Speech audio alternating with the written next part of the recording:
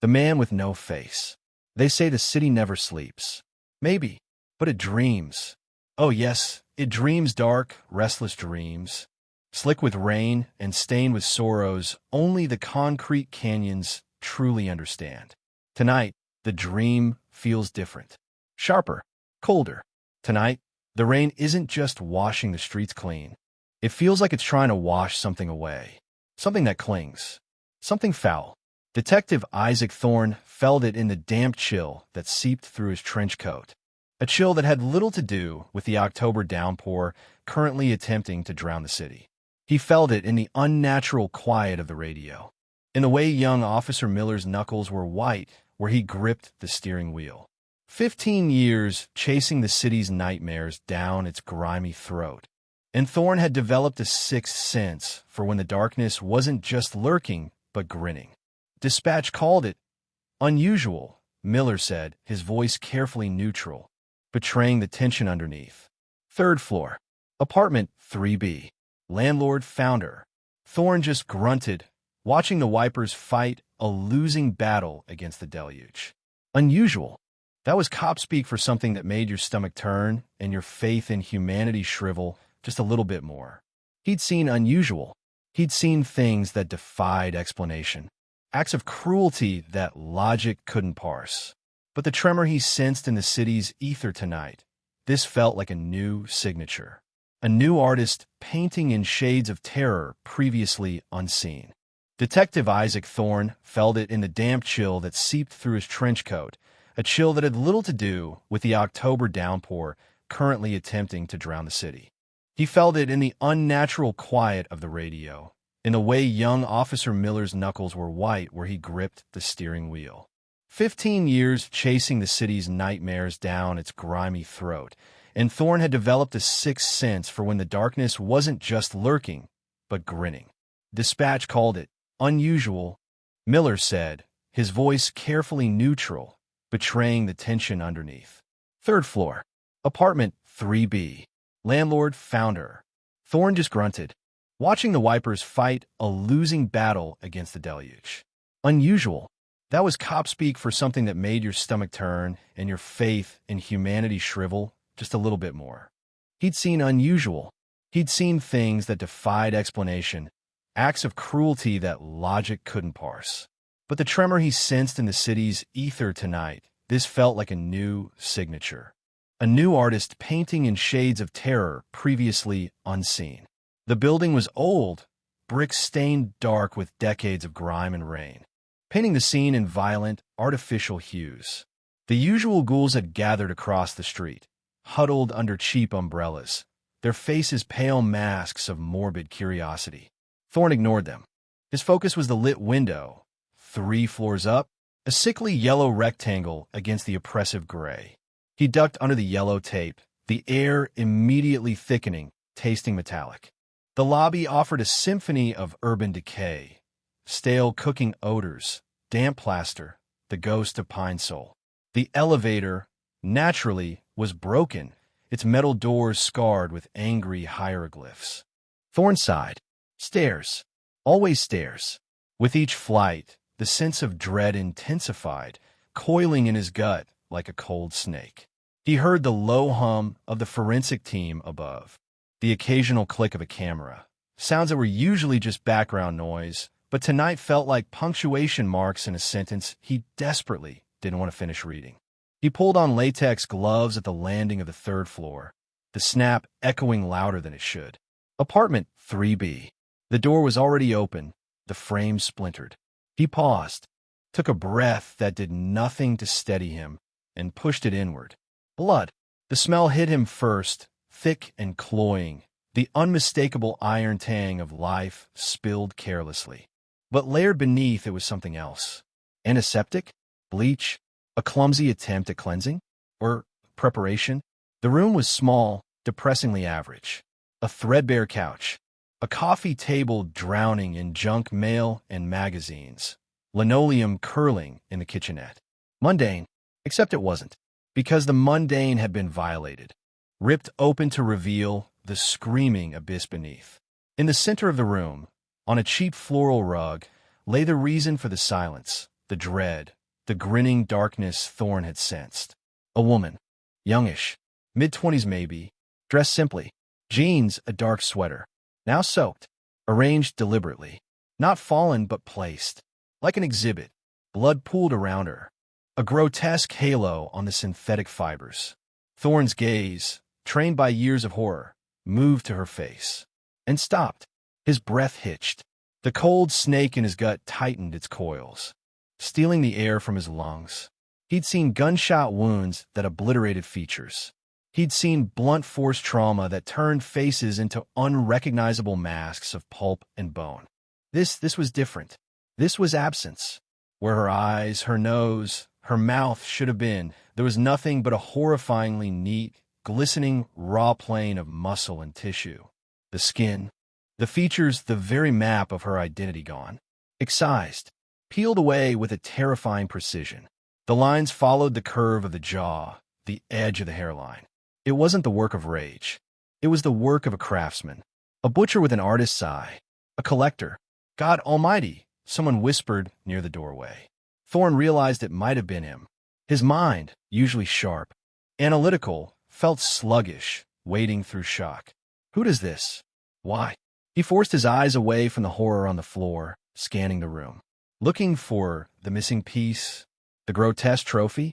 His stomach roiled at the thought. Then he saw Miller, pale and trembling slightly, pointing towards the wall above the couch. Detective, look. Thorn moved carefully, his shoes avoiding the darker stains on the rug. He saw the clean rectangle on the grimy wallpaper where a picture must have hung. And then he saw what Miller meant. Pinned to the wall with a single, cheap thumbtack, a Polaroid photograph. He leaned closer. The flash had washed out some of the color, giving it a ghostly, overexposed quality. It showed the victim, her face, intact, but her eyes were wide, impossibly wide, reflecting the flash like startled animal eyes caught in headlights, filled with a terror so pure, so absolute, it felt like a physical blow. Her mouth was stretched open in a scream that the photograph had rendered eternally silent. And behind her, leaning into the frame, a shadow, a figure, indistinct, blurred by movement or poor lighting. Maybe a hood, maybe just darkness clinging to them. No features visible, but they were holding something, holding it up, almost presenting it. A pale, wet, glistening thing. Thorn didn't need a closer look. He knew what it was. It was the face from the woman on the floor, held aloft like a prize, like a mask waiting to be worn. The cold dread wasn't just in his gut anymore. It was everywhere. In the air, in the rain lashing against the window, in the sudden, chilling realization that this wasn't just murder. It was erasure. It was theft of the most fundamental kind. The man with no face. The name formed unspoken in Thorn's mind. He wasn't just a killer. He was a void, looking for ways to be filled. And Thorn knew, with a certainty that chilled him deeper than the October rain ever could, that this was only the beginning. The city's nightmare had just found its shape, or rather, its shapelessness.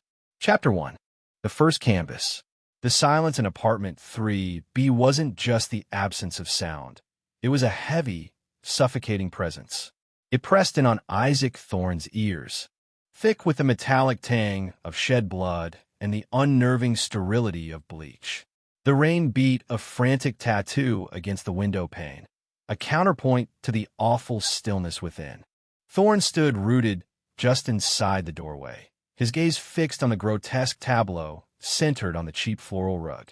Amelia Hayes, 28 years old, worked as a data entry clerk for a downtown insurance firm, lived alone, paid her rent on time. Now, she was Exhibit A in a gallery of horrors conceived in the mind of a monster. Her identity, the unique map of her face, had been surgically, terrifyingly absent. In its place, a raw, weeping canvas of exposed tissue stared blindly at the water-stained ceiling. Thorn had witnessed the aftermath of explosions, the ruin left by bullets and blades, the casual brutality of fists and boots. None of it had prepared him for this calculated act of erasure. It felt less like violence and more like theft, a theft so profound it bordered on the metaphysical. He felt a presence beside him and turned slightly. Detective Sarah Jenkins stood there, rain beating on her dark blue jacket, her normally sharp features pale under the harsh glare of the forensic lights. She was 10 years his junior, bright, efficient, and usually unfazed by the grim realities of their profession. Tonight, however, the professional mask was slipping. Her gaze was locked on the victim, her knuckles white where she gripped the strap of her shoulder bag. "Thorne," she murmured, her voice low, tight. "Dispatch, they didn't say this." "They never do," Thorne replied, his voice a low rasp. He turned back to the scene, forcing his mind into the familiar grooves of observation, analysis.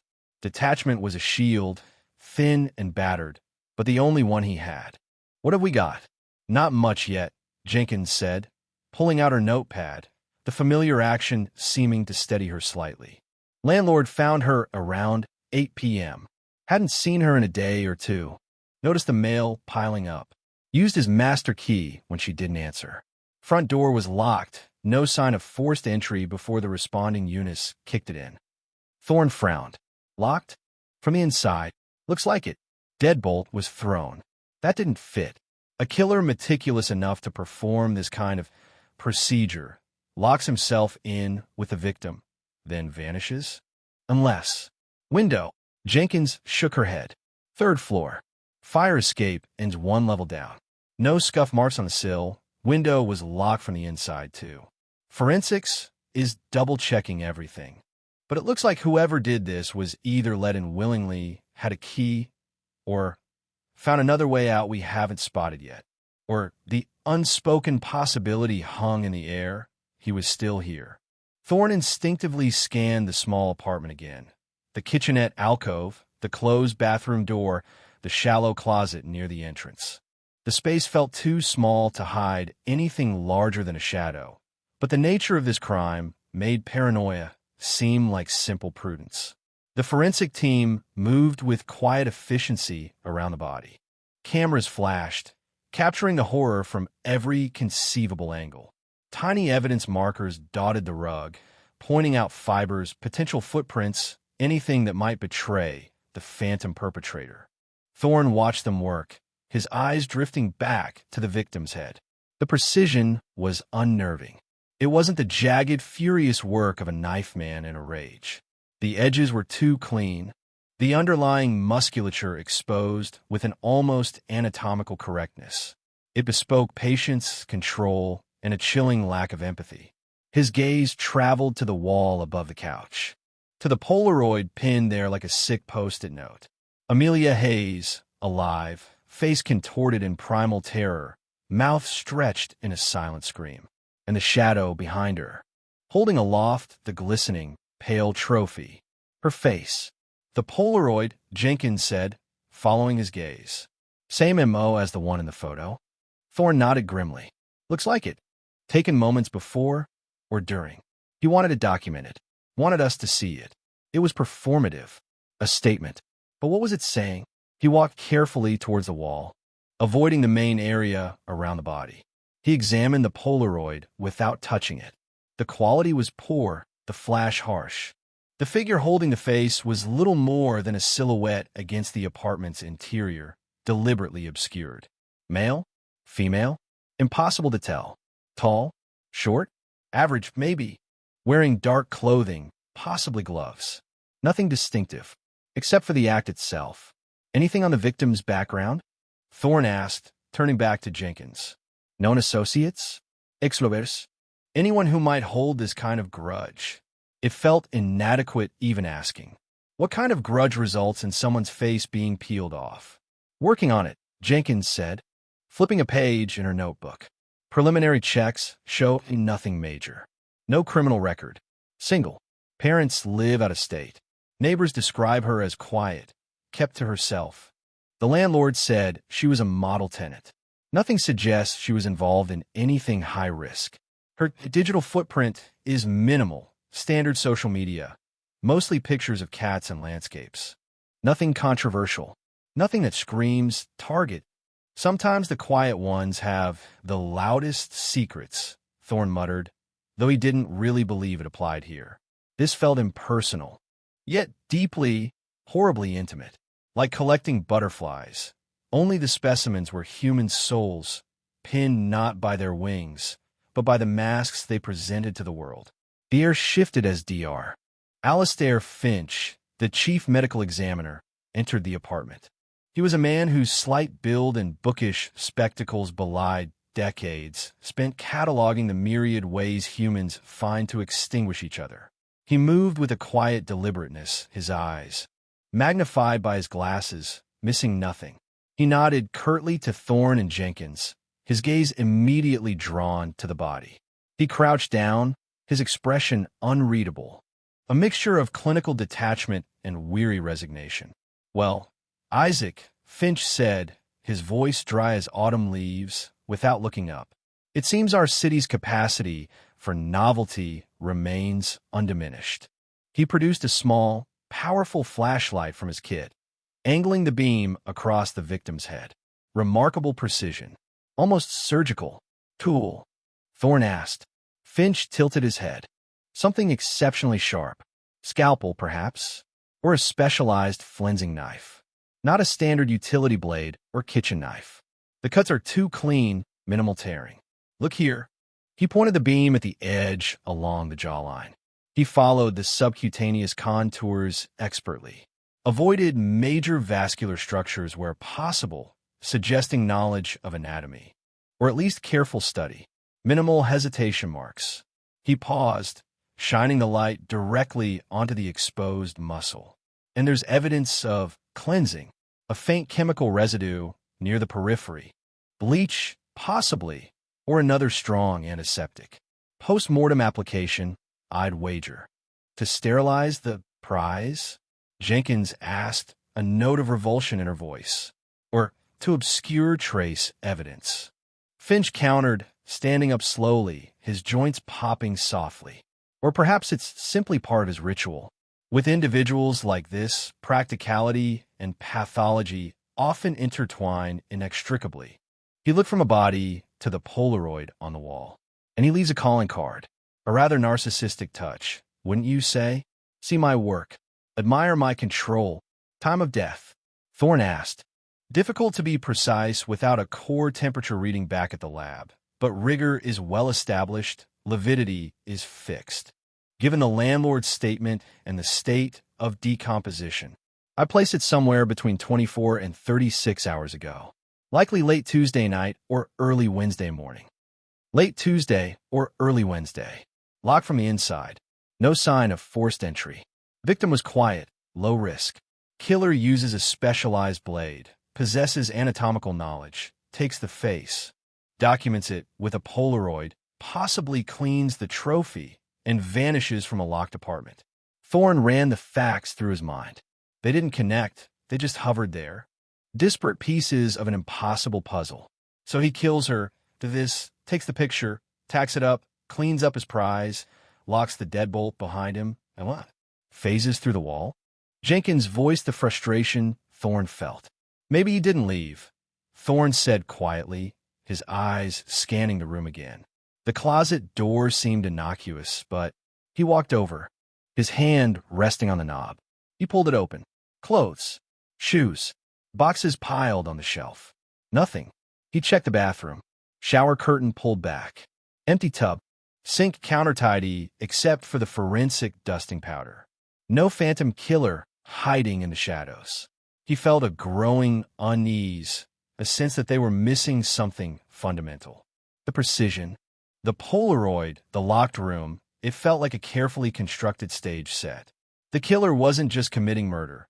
He was crafting a narrative, a performance piece written in blood and terror. Finch cleared his throat. "There's something else, Isaac. Under the fingernails." Thorne turned, instantly alert. "Defensive wounds?" "Not exactly," Finch said, gesturing for Thorne to come closer. He pointed with a gloved finger to the victim's right hand, which lay palm up near her hip. "No skin or blood consistent with a struggle. But look," he indicated a tiny fleck of something lodged beneath the nail of her index finger. It was almost invisible, a minuscule dark particle. "What is it?" Jenkins asked, leaning in too. Difficult to say without magnification and lab analysis, Finch admitted. But initial visual inspection suggests it might be photographic emulsion residue. Very old. Photographic emulsion? Thorne frowned. Like from the Polaroid? Unlikely, Finch said. Polaroid chemistry is different, self-contained. This looks more like residue from traditional darkroom print paper. Significantly aged. Decades old, perhaps. Decades-old photo residue under the fingernails of a woman whose face was just stolen and documented with a modern Polaroid? It made no sense. Unless, had she touched something before she died? Something the killer brought with him? An old photograph? Thorne looked again at the Polaroid pinned to the wall. The indistinct figure holding the mask-like face. The terror in Amelia Hayes' eyes. The chilling thought struck him. What if the killer wasn't just taking faces? What if he was replacing them? What if this wasn't the first canvas, but merely the latest addition to a gallery that stretched back further than they could possibly imagine? The rain outside seemed to beat harder, mirroring the sudden frantic rhythm in Thorne's own chest. The man with no face wasn't just a killer. He was a ghost wearing borrowed time, borrowed flesh, and maybe, just maybe, carrying secrets from a past darker than the city's wet, empty streets. Old photographic emulsion residue. The phrase hung in the blood-heavy air, discordant and strange. Decades old. It felt like a misplaced piece from an entirely different puzzle, dropped carelessly into the gruesome jigsaw of Amelia Hayes' final moments. Thorne stared at the minuscule dark fleck beneath the victim's fingernail, magnified slightly by Dr. Finch's light. It was almost nothing, yet it screamed contradiction. A modern Polaroid horror show, punctuated by a whisper from the past. How could she get that under her nail? Jenkins mused aloud, voicing the question rattling in Thorne's own head. In a struggle? Finch said no defensive wounds. Perhaps not a struggle, Thorne said slowly, his mind racing. Maybe she touched something he brought with him, something he showed her. He pictured the scene, the killer, already inside the locked apartment, confronting Amelia. Not with immediate violence, perhaps, but with something else first. An old photograph? Why? A memento? A threat? A bizarre prelude to the horror that followed? Or maybe, Finch interjected, straightening up and stripping off his outer gloves with a soft snap. It's entirely unrelated. A remnant from something she handled earlier that day. Something at work, something in her purse. Check her purse, her desk at work. Thorne instructed Jenkins, though his gut told him Finch's mundane explanation was unlikely. The precision of the crime, the Polaroid, the locked room, it all suggested meticulous planning. A killer this careful wouldn't allow for random contamination unless it served his purpose. Or unless the residue was his purpose, another layer to the performance. Have forensics bag her hands carefully, prioritize analysis of that residue. I want to know exactly what kind of emulsion, how old, anything they can tell us. Finch nodded. Consider it done, Isaac. We'll take her downtown shortly. Full autopsy tomorrow morning. I'll call you with preliminary findings. He gave the room one last, sweeping glance, his expression conveying a familiar mix of professional duty and profound weariness. Try not to let this one crawl under your skin too deeply. Though I suspect, he added, his gaze lingering for a moment on the Polaroid, that might be asking the impossible. With a final nod, the Emmy departed, leaving Thorne and Jenkins alone with the forensics team and the silent, faceless victim. The initial adrenaline rush began to ebb, replaced by the grinding procedural work that formed the backbone of any homicide investigation. Jenkins coordinated with the forensic unit supervisor, ensuring every potential piece of evidence was logged, bagged, and tagged. Thorne moved through the small apartment again, slower this time, trying to see past the overwhelming horror of the central scene and absorb the details of Amelia Hayes' life, or what little remained visible. It was a life lived with neat, quiet anonymity. The bookshelf held paperback novels, mostly thrillers and gentle romances, arranged alphabetically by author. A few framed prints on the wall depicted serene landscapes, watercolors of coastlines and forests, strikingly at odds with the violation that had occurred beneath them. The kitchenette counter was clean, dishes washed, and stacked in the drainer. A grocery list was stuck to the refrigerator with a cat-shaped magnet. Milk, bread, apples, yogurt. Mundane. Normal. He opened the refrigerator. Standard contents, nothing unusual. A half-eaten container of takeout noodles. A bottle of white wine, opened. He paused. When had she opened it? Had she shared it with someone? Her killer? He made a note to have forensics check the bottle and any glasses for prints. In the bedroom, the bed was neatly made. The closet held sensible, unremarkable clothes. On the nightstand, a digital alarm clock showed the time blinking, 9:47 p.m. Beside it lay a well-worn copy of a historical romance and a pair of reading glasses. No diary, no journal, no cache of hidden letters. No obvious sign of a secret life, a dangerous liaison, or a hidden enemy. Amelia Hayes appeared to be exactly what the neighbors said: quiet, solitary, unremarkable.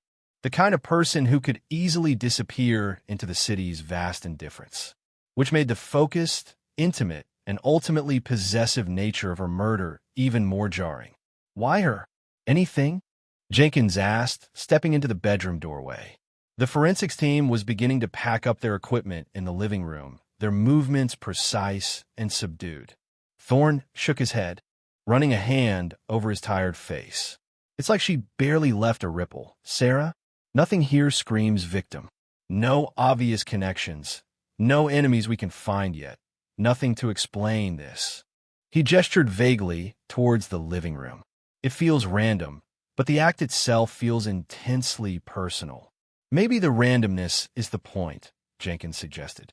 Terror works best when anyone can be next. No discernible pattern, no way to feel safe.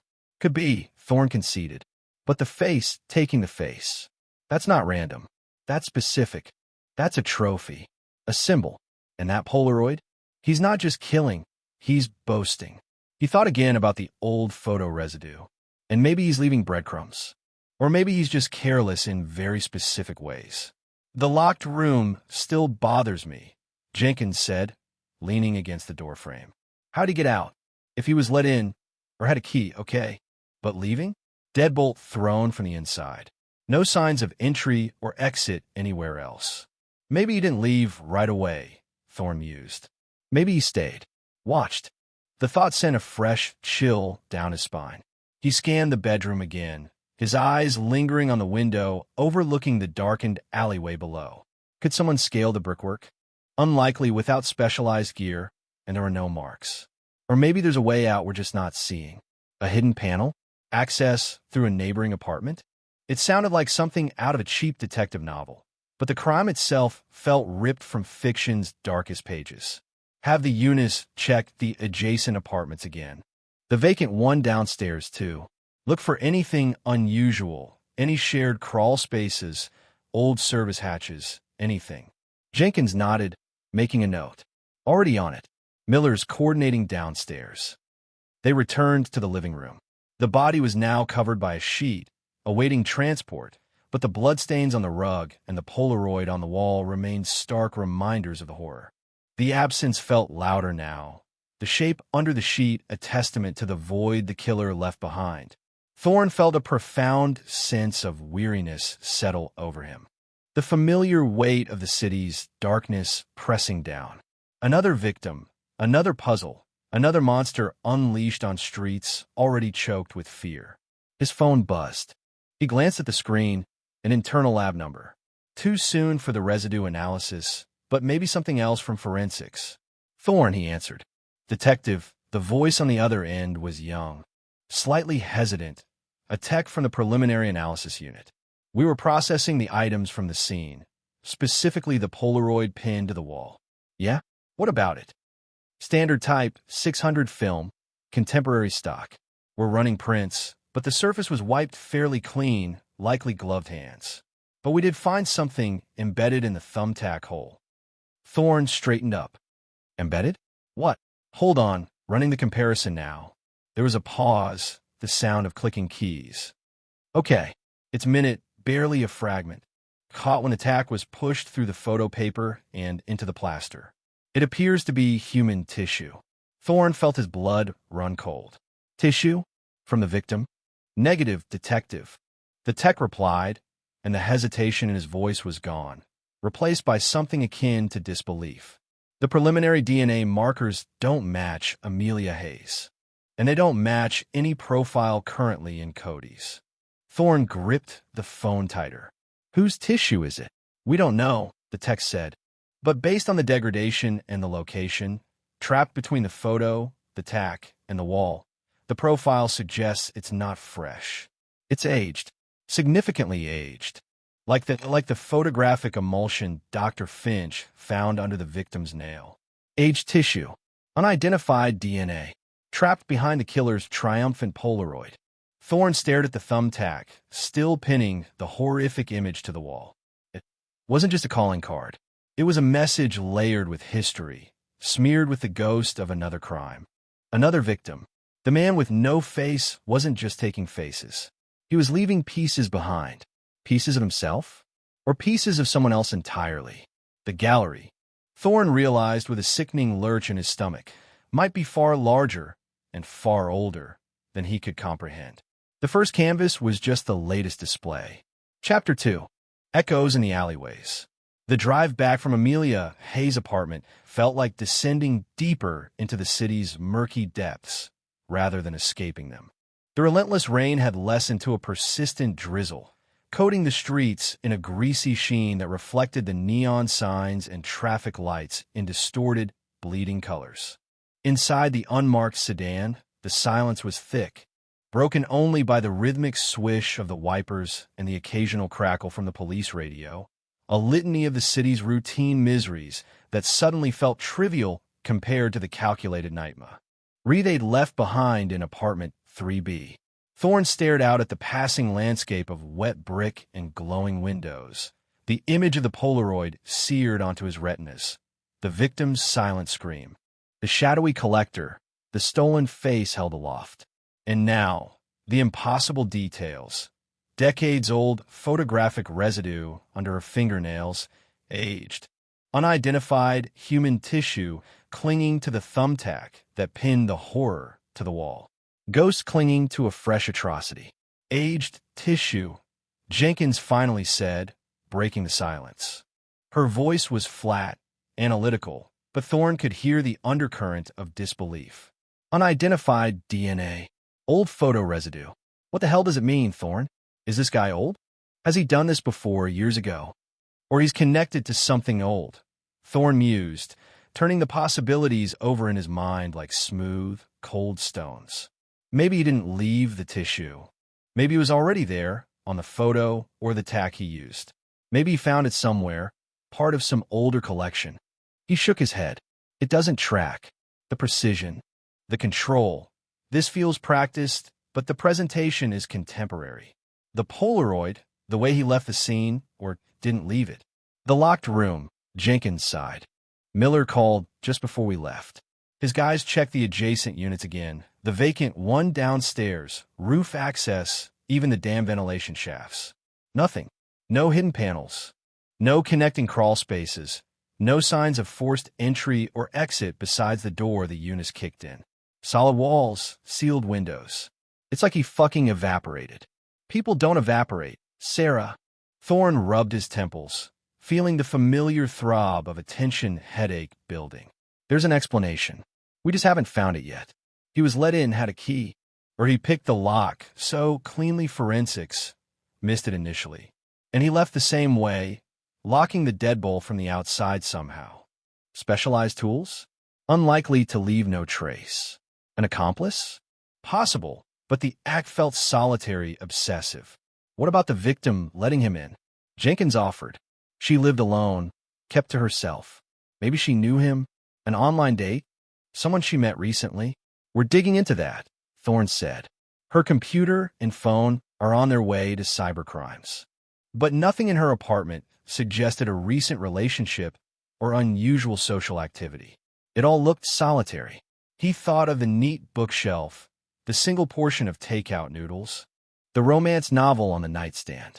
If she knew him, She didn't advertise it. The precinct headquarters loomed ahead.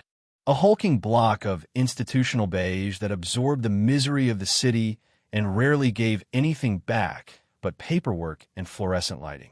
They parked in the detective's designated basement lot, the air thick with the smell of exhaust fumes and damp concrete. Upstairs, the homicide bullpen was unnaturally quiet for this time of night. The usual buzz subdued. The news had likely spread through the ranks. Not just another murder, but something different, something worse. Captain Frank Davies stood waiting near Thorne's desk. A man built like a fire hydrant with a face etched by years of navigating the department's politics and the city's horrors. His expression was grim, his eyes sharp behind wire-rimmed glasses. "Thorne." "Jenkins," he greeted them, his voice a low rumble. "I read the prelims. Talk to me. What the hell are we looking at?" Thorne leaned against the edge of his cluttered desk, the cheap particle board cool beneath his hand. He gave Davies the rundown, sticking to the facts but not shying away from the bizarre elements. The surgical removal of the face, the Polaroid trophy, the locked room, and the final, baffling details of the aged residue and tissue. Davies listened intently, his frown deepening, occasionally jotting notes on a small pad. "Face removed," Davies repeated, tasting the words as if they were poison. "Jesus, like something out of a goddamn movie. You're sure about the locked room?" "No way out. Forensics is adamant, Captain," Jenkins confirmed. "Short of teleportation, there's no obvious exit. And this old tissue, old photo stuff," Davies looked skeptical. "Contamination? Possible," Thorne conceded. "But Dr. Finch seemed to think the residue under the nail was significant, maybe transferred during the event. And the tissue on the thumbtack, trapped between the photo and the wall, that feels deliberate, or at least directly connected to the killer's actions." Davies scrubbed a hand over his jaw. "The media's already sniffing around. Got a leak from somewhere, talking about a mutilation killing. If the details about the face get out, it'll cause a panic. We need to keep a tight lid on this." He looked directly at Thorne. "What's your gut telling you, Isaac?" Thorne hesitated. His gut was a churning mess of revulsion, confusion, and a cold, creeping dread. "My gut tells me this isn't his first, Captain. Maybe not here, maybe not recently. But this level of precision, it feels learned. And the aged elements suggest a connection to the past, something unresolved." He paused. "And my gut tells me he's smart. Very smart. Leaving a locked room mystery? Leaving contradictory clues like the old residue? He's playing with us." "Playing," Davies spat the word. "A game with human faces." He took a deep breath, composing himself. "All right, resources are yours. Jenkins, dig into Hayes' life. Every digital crumb, every acquaintance, every routine trip to the grocery store. Find anything that connects to old photographs, historical societies, weird collectors, anything out of the ordinary. Check cold cases too. Anything involving facial mutilation, however old, however distant." "On it, Captain," Jenkins affirmed. "Thorne," Davies continued, "coordinate with forensics. Push the lab on that residue and the DNA. I want profiles, comparisons, anything they can give us. And work the scene again in your head. The locked room. There has to be an angle we're missing. Talk to the building super again, the neighbors. Maybe someone saw something, heard something they didn't realize was important." He looked at them both, his expression hardening. "This guy, this man with no face, as the early whispers are calling him, we need to find him before he decides he needs another canvas." The moniker sent another chill through Thorne. The man with no face. It was Apartment. A killer who erased identity, who perhaps possessed none of his own, hiding behind the ultimate anonymity. As Davies walked back toward his office, likely to field calls from increasingly agitated higher-ups, Thorne sank into his desk chair. The cheap springs groaned in protest. He picked up the slim file containing the initial reports on Amelia Hayes. 28 years old. Data entry clerk. Like cats and coastal landscapes. Now reduced to a faceless body on a medical examiner's slab and a cryptic collection of contradictory clues. He looked at the crime scene photos again, forcing himself to study the gruesome details. The precise edges of the wound, the Polaroid pinned like a macabre butterfly specimen. Where did the killer stand? How did he control her? Was she drugged? The initial tox screen would tell them more. But Finch hadn't mentioned obvious injection sites. The antiseptic smell? Maybe chloroform? His phone buzzed again. Another lab number. Thorne.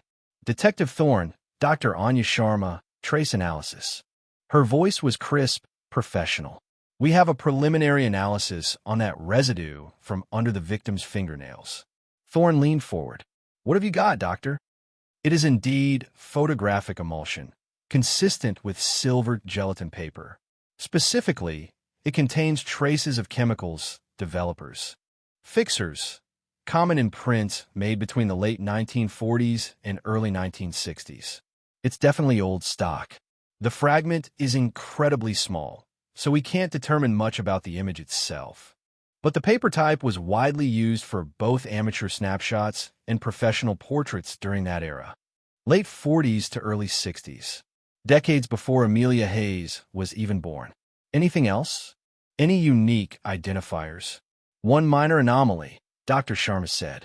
There are trace amounts of cellulose acetate mixed in with the emulsion residue. It's consistent with old film negatives degrading near the print paper, or perhaps residue from adhesive tape used to repair a torn photograph.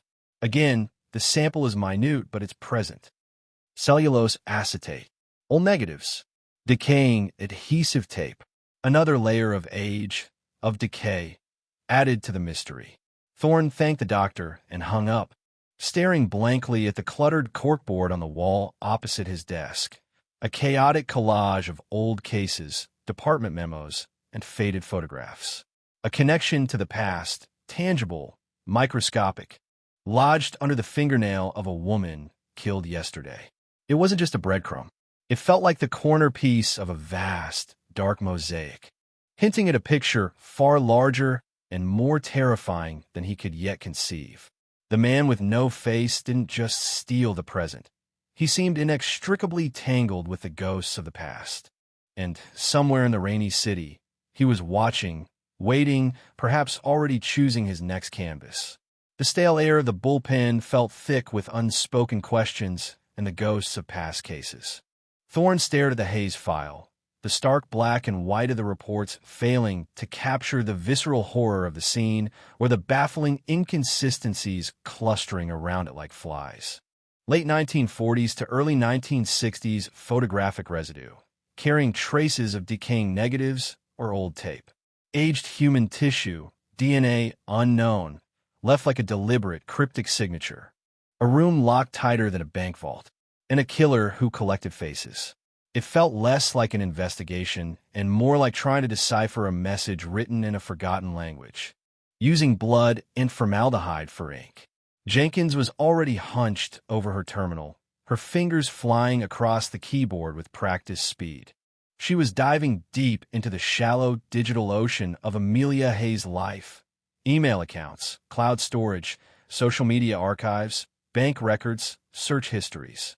Looking for the anomalous ripple, the unexpected current that might have pulled her into this predator's path. Thorne knew it was painstaking work, often fruitless, like sifting through tons of sand for a single grain of gold. But sometimes that single grain was all it took. He pushed himself away from his desk, needing movement, needing a change of scenery, even if it was just the grimy corridor leading to the coffee machine. The coffee, as usual, tasted like burnt despair, but the heat was grounding. As he stirred in powdered creamer, his mind kept circling back to the locked room. It was the linchpin. Solve that, and maybe the killer's mystique, his spectral elusiveness, would start to unravel. If he wasn't supernatural, he was clever, deviously clever. How'd he do it? He thought about the apartment layout again. Standard one-bedroom.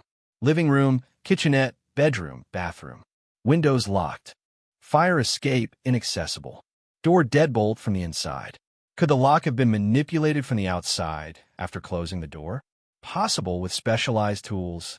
But forensics had found no scratches, no telltale signs of tampering on the cylinder or the bolt mechanism. Unless the killer brought his own lock set, replaced it, and then replaced the original. Complex, risky, time-consuming. It didn't feel right. Too elaborate, too prone to error for someone this meticulous. What if the exit wasn't conventional? He remembered Jenkins mentioning the check of adjacent units, vents, shafts. But buildings, especially older ones like the one Amelia Hayes lived in, had histories. Renovations, sealed off passages. Forgotten features. He pulled out his phone and dialed the number for the building superintendent, a man named Henderson he'd spoken to briefly at the scene. Henderson, gruff and wary, had seemed more concerned about property values and potential lawsuits than the dead woman upstairs. Henderson, the super answered, his voice thick with sleep or irritation. Detective Thorne. Homicide. We spoke earlier at the Hayes apartment. A weary sigh came down the line. Yeah, detective. What now? Found another body. No, Mr. Henderson. Just a few follow-up questions about the building itself. You've worked there long. 15 years, Henderson grumbled. Seen it all. Mostly leaky pipes and noise complaints. Nothing like this. The building's old, right? When was it built? Thorne asked, trying to sound casual. 30s, I think. Maybe late 20s. Solid brick construction, good bones, they used to say, before everything went to cheap drywall and staples. Any major renovations you know of? Walls moved, old features sealed up, renovations? Henderson scoffed. The landlord barely springs for paint. Nah, mostly just patching things up. Rewired some units 10 years back. New boiler 5 years ago. Nothing major. What? Thinking about access points. Anything unusual? Old coal chutes, dumbwaiters, anything like that. Henderson paused, thinking. Dumbwaiter? Nah, not fancy enough for that. Coal chutes maybe way back. Probably all bricked up from the basement level decades ago. Nothing accessible now. It's just a standard walk-up, detective. Walls are plaster and lathe, mostly. Solid. Thorne felt a flicker of disappointment. No easy answers there. Okay, what about apartment 3B specifically? Anything unique about its layout or history? Another pause. Thorne could almost hear the man scratching his head. 3B? No, standard layout. Same as 3A across the hall, 2B below it. Wait, Henderson's voice changed slightly. There was that thing years ago, before my time, actually. Heard about it from old man Fitzwilliam. Used to live in 2B before he passed. Thorne straightened up. What thing, Mr. Henderson? Something about a pass-through. Not a door, like a small opening between the closets of 3B and 3A. Back-to-back closets in the bedrooms. Fitzwilliam said the tenants back then. This was way back, maybe the 50s or 60s. They were related or something, sisters maybe, and they had this little hatch cut between the closets so they could pass things back and forth without going into the hall. Stupid idea, if you ask me. Fitzwilliam said the landlord found out eventually and made them seal it up. Plastered over on both sides. A hatch between closets. Sealed up decades ago. In the 50s or 60s. The same era indicated by the photographic residue. Coincidence? Thorne's pulse quickened. Sealed up how well, Mr. Henderson? Just plaster. Yeah, far as I know. Plasterboard, maybe some framing behind it, then plaster and paint. Like it was never there. Haven't heard a peep about it in my 15 years. Could someone reopen it without making much noise? Thorne pressed. Reopen it? I guess. If you knew exactly where it was. Cut through the plaster carefully, maybe. Depends how solid they sealed it. Henderson sounded doubtful. But why would anyone? Thanks, Mr. Henderson. That's very helpful. Don't mention this conversation to anyone, please. Yeah. Whatever you say, detective. Henderson hung up. Thorne stood by the coffee machine, the lukewarm liquid forgotten in his hand. A sealed passage. Between closets. Connecting 3B to 3A. If the killer knew about it. Knew exactly where it was. He could enter 3B through the front door. Let in, key, pick lock, commit the murder, perform his ritual, then retreat into the bedroom closet. Cut through the sealed passage into the closet of 3A, exit 3A, possibly prearranging access or forcing that lock more conventionally, and vanish, leaving 3B deadbolt from the inside. A perfect locked room mystery. It was elaborate, yes, but it fit the killer's demonstrated precision and planning. It required intimate knowledge of the building's history, knowledge dating back 50 or 60 years, knowledge linking directly to the era of the photographic residue. He walked quickly back to the bullpen, his mind racing. "Jenkins," he said, his voice tight with urgency. "Who lives in apartment 3, eh?" Jenkins looked up, startled by his intensity. She typed rapidly, pulling up the building's tenant records. "Apartment 3A, registered tenant, is nobody. It's listed as vacant. Has been for about 3 months, according to the super's records. Previous tenant moved out. Landlord hasn't found a new one yet. Vacant. Perfect. A staging ground, an entry and exit point, completely unseen. The killer could have spent hours, days even, preparing the passage from the 3A side, ensuring silent access. Check utility records for 3A. Thorne ordered. Any power usage spikes in the last few months? Anything unusual?" Jenkins' fingers flew again. Looking, power consumption is minimal. Consistent with a vacant unit running, maybe a refrigerator on low, basic background draw. "No expliques." "Wait." She paused, frowning at her screen. "There's a note here from the utility company. About 2 weeks ago, a technician call-out requested by the landlord's management company. Meter reading discrepancy. Tech reported possible faulty wiring or meter malfunction. Recommended inspection. No record of follow-up inspection being completed. Faulty wiring? Or power being siphoned off carefully, untraceably, perhaps to recharge tools used to cut through the wall? It was thin, but it was something. Get a warrant," Thorne said decisively. "Full forensic sweep of apartment 3A. Priority on the bedroom closet, the wall adjoining 3B. If there was a passage, I want proof. Fibers, tool marks, plaster dust, anything. Right away. Captain Davies will sign off on it immediately given the circumstances," Jenkins said, already pulling up the necessary forms. Thorne felt a surge of grim satisfaction. The locked room wasn't magic. It was meticulous planning combined with obscure historical knowledge. The man with no face wasn't a ghost. He was flesh and blood, someone who knew the city's hidden corners, its forgotten stories. Someone who knew how to exploit the past to commit horrors in the present. His gaze fell back on the Amelia Hayes file, the photo, residue details. Late 40s to early 60s. A sealed passage created, then hidden around the same time. Was the killer connected to the original creators of that passage? Was the aged tissue found on the thumbtack related to that era? Perhaps even to someone who lived in one of those apartments back then? The echoes were growing louder, coalescing. He looked at the crime scene photo of the Polaroid again. The shadowy figure. The stolen face. The sheer, calculated audacity. This wasn't just about killing. It was about reclaiming something, about rewriting history using pieces of the present. The vacant apartment 3, it wasn't just an escape route. It was a hiding place, a workshop, perhaps even a shrine. And Thorne had a chilling feeling that when they opened that closet wall, they wouldn't just find plaster dust.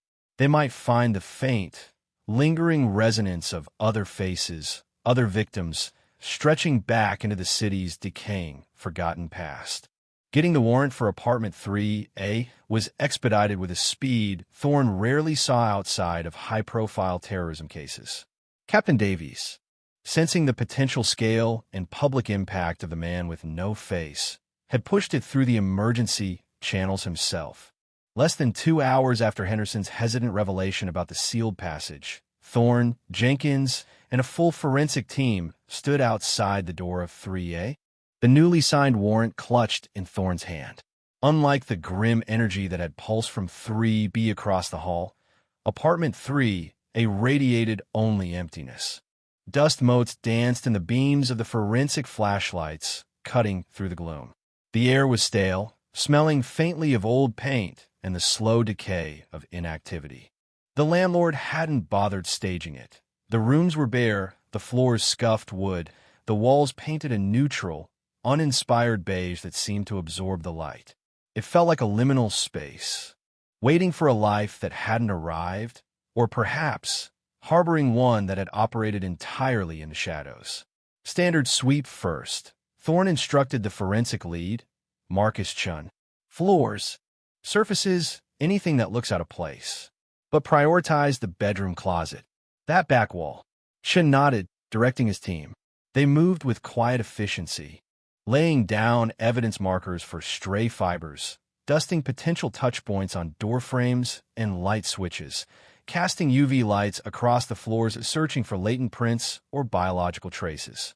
Thorne and Jenkins shadowed them, absorbing the atmosphere of the place. It felt too clean, too sterile, almost wiped. Was that just the nature of a vacant unit? Or had their killer been careful here too? In the living room, near the window, overlooking the same bleak alleyway as 3BS, Jenkins pointed to the floor. Scuff marks here. Faint, but they look fresher than the general wear.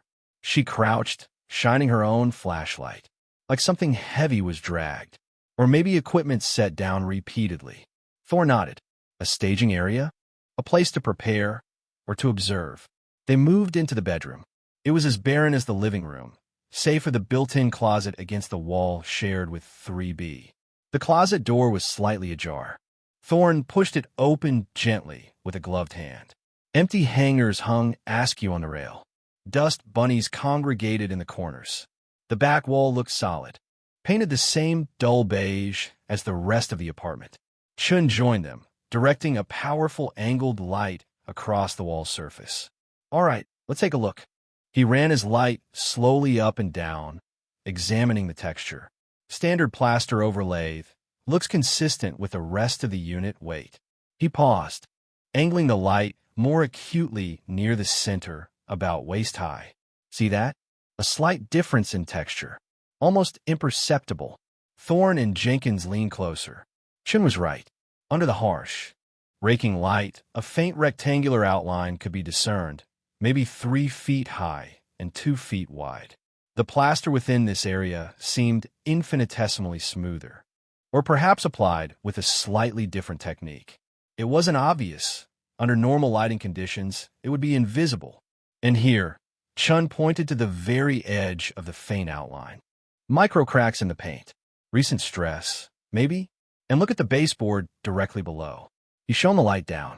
Sprinkled along the top edge of the wooden baseboard, almost invisible against the dusty surface, were tiny, tiny particles of plaster dust, finer than the surrounding dust.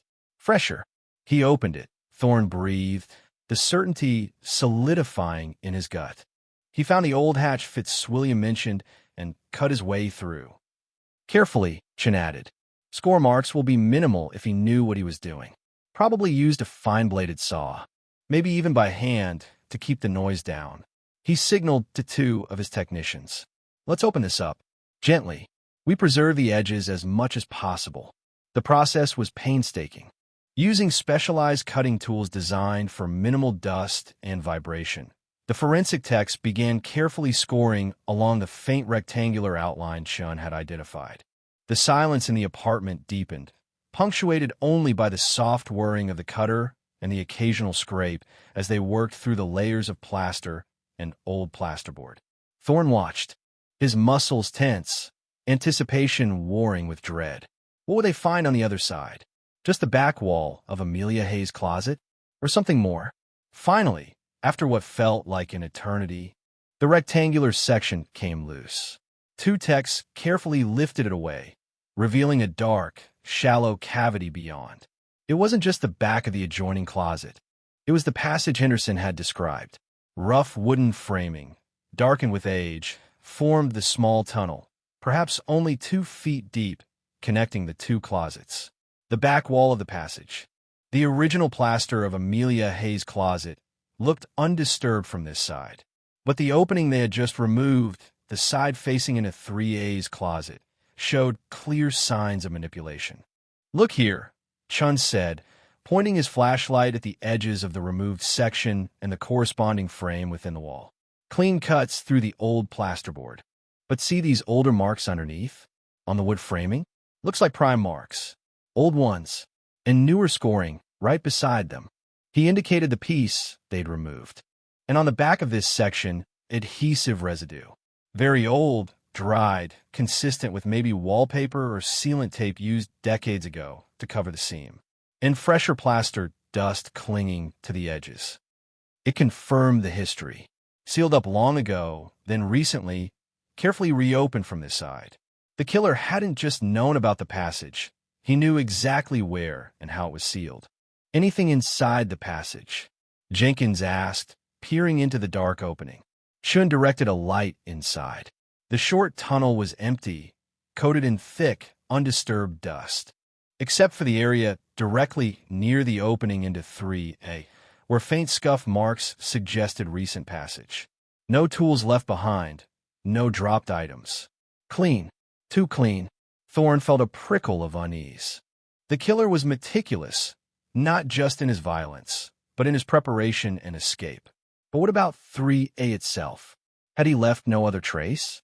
Check the rest of this apartment again, Thorne said, his voice tight. He was here, maybe for days. He prepared this. He had to have left something.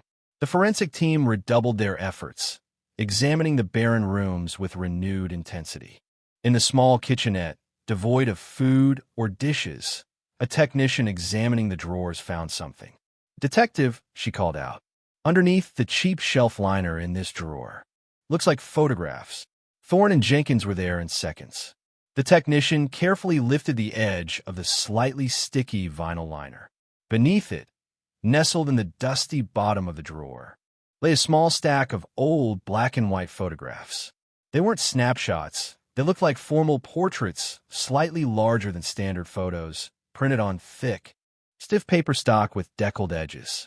The kind studios produced in the 50s and 60s. Heart-pounding, Thorne carefully picked up the top photograph, holding it by the edges. It showed a young woman, smiling stiffly, her hair styled in tight waves popular decades ago. Her eyes seemed unnervingly vacant, staring directly at the camera. Thorne felt a chill crawl up his spine. There was something familiar about her features, a faint echo. He flipped the photo over. Written on the back in faded blue ink, in a looping, old-fashioned cursive script, was a name and a date. Eleanor Mercer, 1958. Eleanor Mercer. The name meant nothing to him. He looked at the next photo. A different woman, similar era, similar stiff pose. Beatrice Shaw, 1961. The next, a man this time, looking severe in a suit and tie. Arthur Vance, 1955. There were maybe half a dozen photos in total, all portraits from the same period, all with names and dates meticulously recorded on the back. "Why hide these?" Jenkins murmured, looking over his shoulder. "Who are these people? Residents?" Thorne wondered aloud. People connected to this building back then? Maybe even the ones who made the passage. He looked closer at the first photo, Eleanor Mercer, 1958. That faint familiarity, where had he seen eyes like that before? Wide-set, slightly haunted. Then it hit him. He pulled out his phone, scrolling back through the crime scene photos from 3B until he found a close-up of the Polaroid pinned to the wall. He zoomed in on the terrified face of Amelia Hayes. Allowing for the difference in age, the angle, the sheer terror distorting her features, there was a resemblance. A definite, chilling resemblance between Amelia Hayes, murdered yesterday, and Eleanor Mercer, photographed in 1958. It wasn't random. It wasn't just about taking any face. Was he targeting people who resembled figures from his past? Was he trying to recreate them? Replace them? The implications were staggering, terrifying. The man with no face wasn't just collecting trophies. He was curating a gallery of ghosts, using living victims who served as unwilling stand-ins for figures locked in decaying photographs, hidden beneath the shelf liner of a vacant apartment. The aged tissue, the photo residue, wasn't just contamination or coincidence. It was the killer's history, bleeding into the present.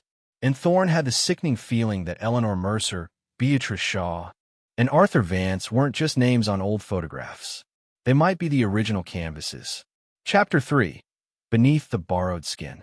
The sterile air of apartment 3 suddenly felt heavy, charged with the ghosts of 50 years past. Thorne held the photograph of Eleanor Mercer, 1958. his gaze shifting between the stiffly smiling woman captured in monochrome and the image of Amelia Hayes' terror-stricken face stored on his phone. The resemblance was undeniable, not identical twins, but a clear echo in the bone structure, the shape of the eyes, the curve of the jawline beneath the outdated hairstyle.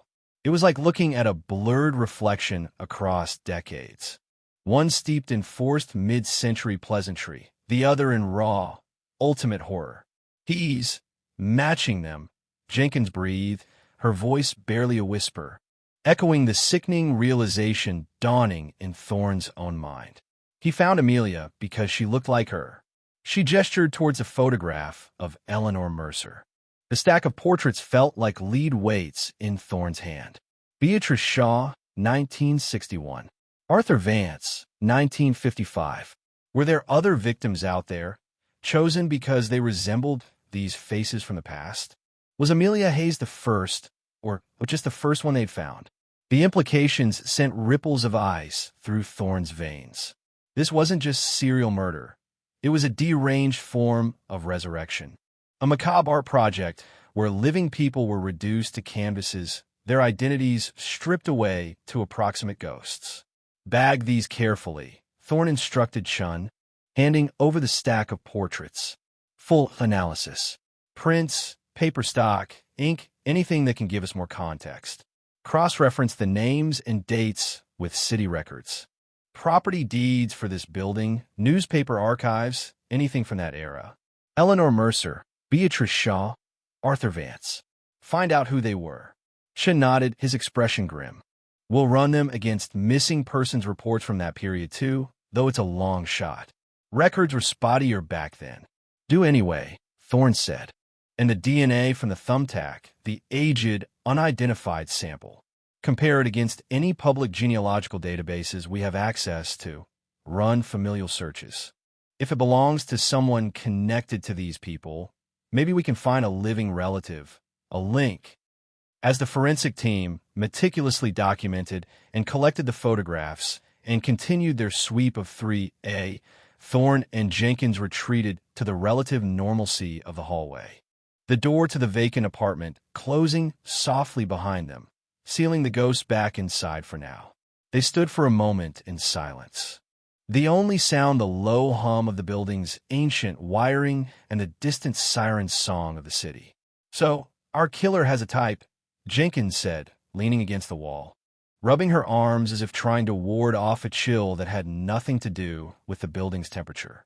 A very specific, very old type. He knew about the passage, knew how to open it silently.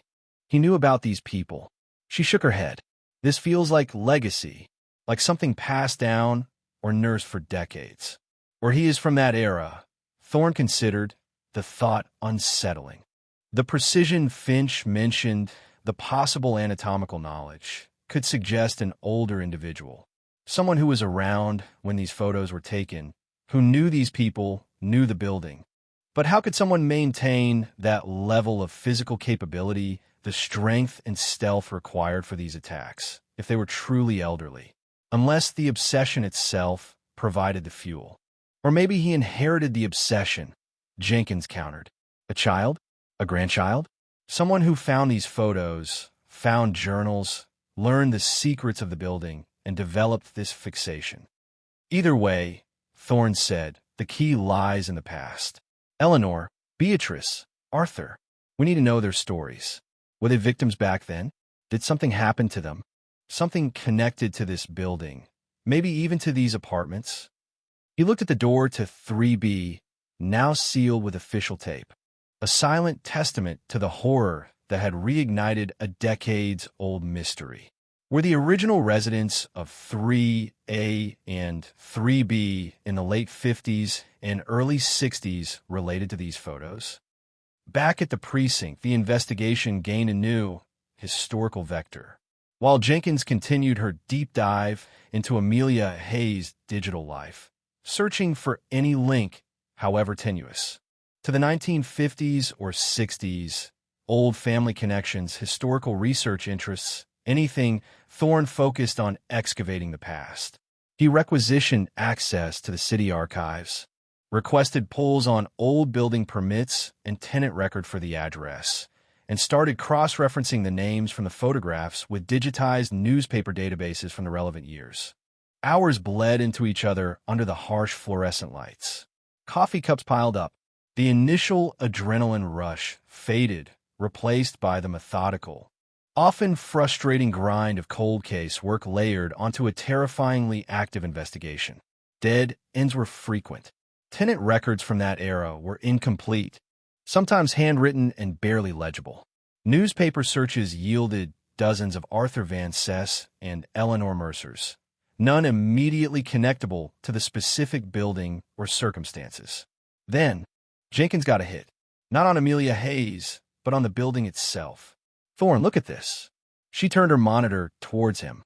It showed a scanned article from the City Chronicle, dated October 17th, 1961. The headline was small, buried on page 7 amidst local news and advertisements. "Woman falls from apartment window. Police investigating." Thorne leaned closer, reading the short, dry text. Police are investigating the death of Beatrice Shaw, 42, who fell from the window of her third-floor apartment on Elm Street yesterday evening. Neighbors reported hearing a disturbance shortly before the fall. Ms. Shaw, described as a reclusive woman who lived alone, was pronounced dead at the scene. Police have not ruled out foul play and are asking anyone with information to come forward. Beatrice Shaw, 1961, the name from one of the photographs, died falling from a third-floor window on Elm Street, the same building. The timing matched the date on her photograph. "Third floor," Thorne murmured. "Could be 3A or 3B, or any other unit on that level. Disturbance. Foul play not ruled out. Was she pushed?" "There are no follow-up articles indexed online," Jenkins said, scrolling through the search results. "No mention of an arrest. No resolution. It just disappears from the news cycle. Like a lot of cases probably did back then, especially involving a reclusive woman living alone. Or maybe someone wanted it to disappear," Thorne said darkly. "Find the original police report for this. Archives should have the hard copies. See what the actual investigating officers concluded. See if they mention apartment numbers, witness statements, anything the newspaper left out." Another request was dispatched to the archives, adding to the growing pile of historical threads they needed to pull. The connection felt tangible now.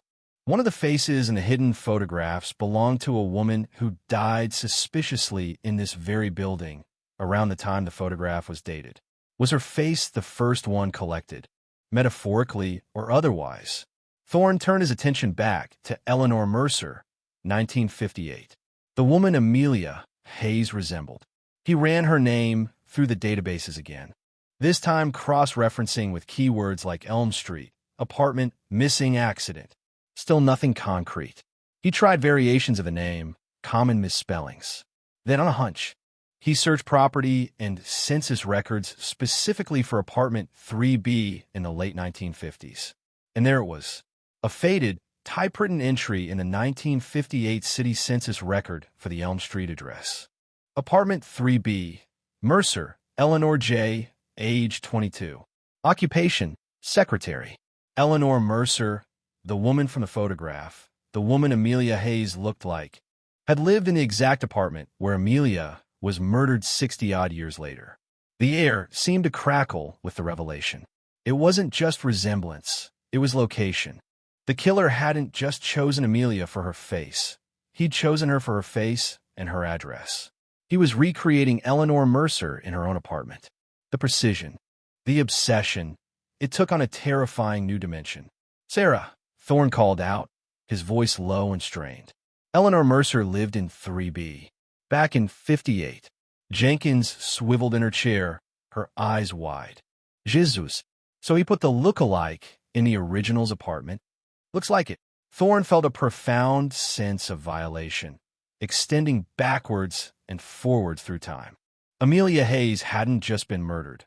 Her entire existence had been co-opted, forced into the mold of a decades-old ghost. Who was the killer? Someone obsessed with Eleanor Mercer? Someone who knew her back then? Someone who blamed her for something? Or perhaps worshipped her? And what happened to the real Eleanor Mercer? There was no record of her dying in the apartment like Beatrice Shaw. Did she simply move away? Or did she disappear? His thoughts were interrupted by the buzz of his desk phone. It was the lab again. Dr. Sharma from Trace Analysis. Detective Thorne, she began, her voice holding a note of controlled excitement. We have something potentially significant regarding the aged DNA sample from the thumbtack. Go ahead, doctor, Thorne said, gripping the receiver. The sample is heavily degraded, as we knew. Getting a full profile is impossible. However, we were able to extract enough mitochondrial DNA markers to run a comparison against some specialized genealogical databases, the ones used for tracing maternal lineages back generations. And? Thorne prompted, leaning forward. We found a tentative match. It's not a direct hit, more like a likely familial connection, suggesting a shared maternal ancestor, possibly several generations back. The match links to a family tree associated with Arthur Vance. Arthur Vance, the man from the 1955 photograph. The aged DNA left behind at the scene of Amelia Hayes' murder. A murder designed to recreate Eleanor Mercer, likely belonged to a relative of Arthur Vance. The three names weren't just random faces from the past. They were connected. Eleanor in 3B. Beatrice dead on the pavement below. Arthur, whose relative's DNA was physically present at the modern crime scene. What was the relationship between these three people back in the late 50s and early 60s, living in or connected to this unassuming Elm Street building? And how did that relationship culminate in a killer stealing faces 6 decades later? The skin of the case was peeling back, revealing something rotten and interconnected beneath. The name Arthur Vance echoed in the sterile quiet of the homicide division. No longer just a label on a faded photograph, but a potential key. A genetic breadcrumb trail leading back from the present horror to the tangled lives of the Elm Street building's past. His relative's DNA, ancient and degraded, clinging to the thumbtack that pinned Amelia Hayes' terror to the wall. It was a chillingly intimate link, a microscopic piece of history embedded in the killer's gruesome signature. So Vance, Mercer, and Shaw weren't just random faces from the same era, Jenkins stated, piecing it together aloud as she updated the digital whiteboard mapping their fractured case. They were connected. Mercer lived in 3B. Shaw died falling from the 3rd floor. Vance, his family's DNA is at the modern crime scene. She tapped the screen. What was the dynamic? A love triangle? A business deal gone wrong? Neighbors feuding? Or something darker? Thorne murmured, his mind racing through possibilities. If Vance's relative is our killer, is he avenging Arthur? Or is Arthur the original sin? Was he involved in whatever happened to Beatrice Shaw? Was he obsessed with Eleanor Mercer? The lack of information about Eleanor after 1958 was a gnawing void. She lived in 3B, the epicenter. Amelia Hayes was chosen specifically to recreate her in that space. Why? What happened to the real Eleanor? Did she simply move away, disappearing into the anonymity of time? Or did she meet a fate similar to Beatrice Shaw's, perhaps one less public, more easily concealed? Could Arthur Vance have been involved? Thorne focused his archive searches, narrowing the parameters. Arthur Vance, cross-referenced with Eleanor Mercer and Beatrice Shaw, within the time frame of 1955 to the early 1960s. He trawled through old city directories, marriage announcements, society pages, even minor legal notices digitized for microfiche. He found Arthur Vance listed in the 1955 and 1958 directories, living not in the Elm Street building, but several blocks away, working as an apprentice watchmaker. An ordinary life, it seemed. Then, a hit in the digitized court records for 1959, Arthur Vance versus Elm Street Properties, LLC, a minor civil suit. Vance alleged faulty repairs leading to water damage in a property he was storing belongings in, presumably not his residence. The case was dismissed due to lack of evidence. Tenuous, but it placed Vance in direct conflict, however minor, with the building's management around the time Eleanor lived there and before Beatrice died. More significantly, he found a marriage announcement from June 1958, Arthur Vance, and Eleanor J. Mercer. Thorne felt the air leave his lungs. Eleanor Mercer hadn't just lived in 3B. She had married Arthur Vance, the man whose relative's DNA was found at her apartment 60 years later. Used to pin up the picture of her murdered look-alike. Sarah, he said, his voice tight. They were married. Vance and Mercer. June 1958. Jenkins spun around again, her eyes mirroring his shock. Married? So, the DNA, it could be from a direct descendant? A child? Grandchild?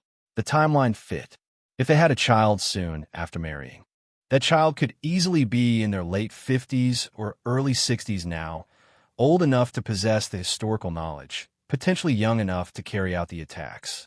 Or it could be a grandchild, driven by stories passed down. But why recreate Eleanor? Jenkins pressed, confusion warring with dawning horror. If you're a descendant, why desecrate her memory like this? Unless the descendant blames her for something. Thorne finished the thought. Or blames someone else and is using Eleanor's image as part of a twisted revenge ritual. He thought of Beatrice Shaw's fatal fall. What if Arthur blamed Eleanor or someone connected to her for Beatrice's death? Or vice versa? The possibilities twisted into a Gordian knot of old secrets and festering resentment. The arrival of a uniformed officer carrying a dusty archive box interrupted their speculation. Detective Thorne found the police report on the Beatrice Shaw incident, October 61. Thorne eagerly took the box, carrying it back to his desk. The folder inside was thin, the paper brittle and yellowed with age. The report was typewritten, succinct, clinical. It confirmed the basics from a newspaper. Beatrice Shaw, age 42, fell from a third-floor window. Neighbors heard shouting, but it added details. The shouting was described as muffled, coming from inside an apartment, not the hallway. The window she fell from was identified as belonging to apartment 3A, the vacant unit the killer had used as a staging ground and escape route.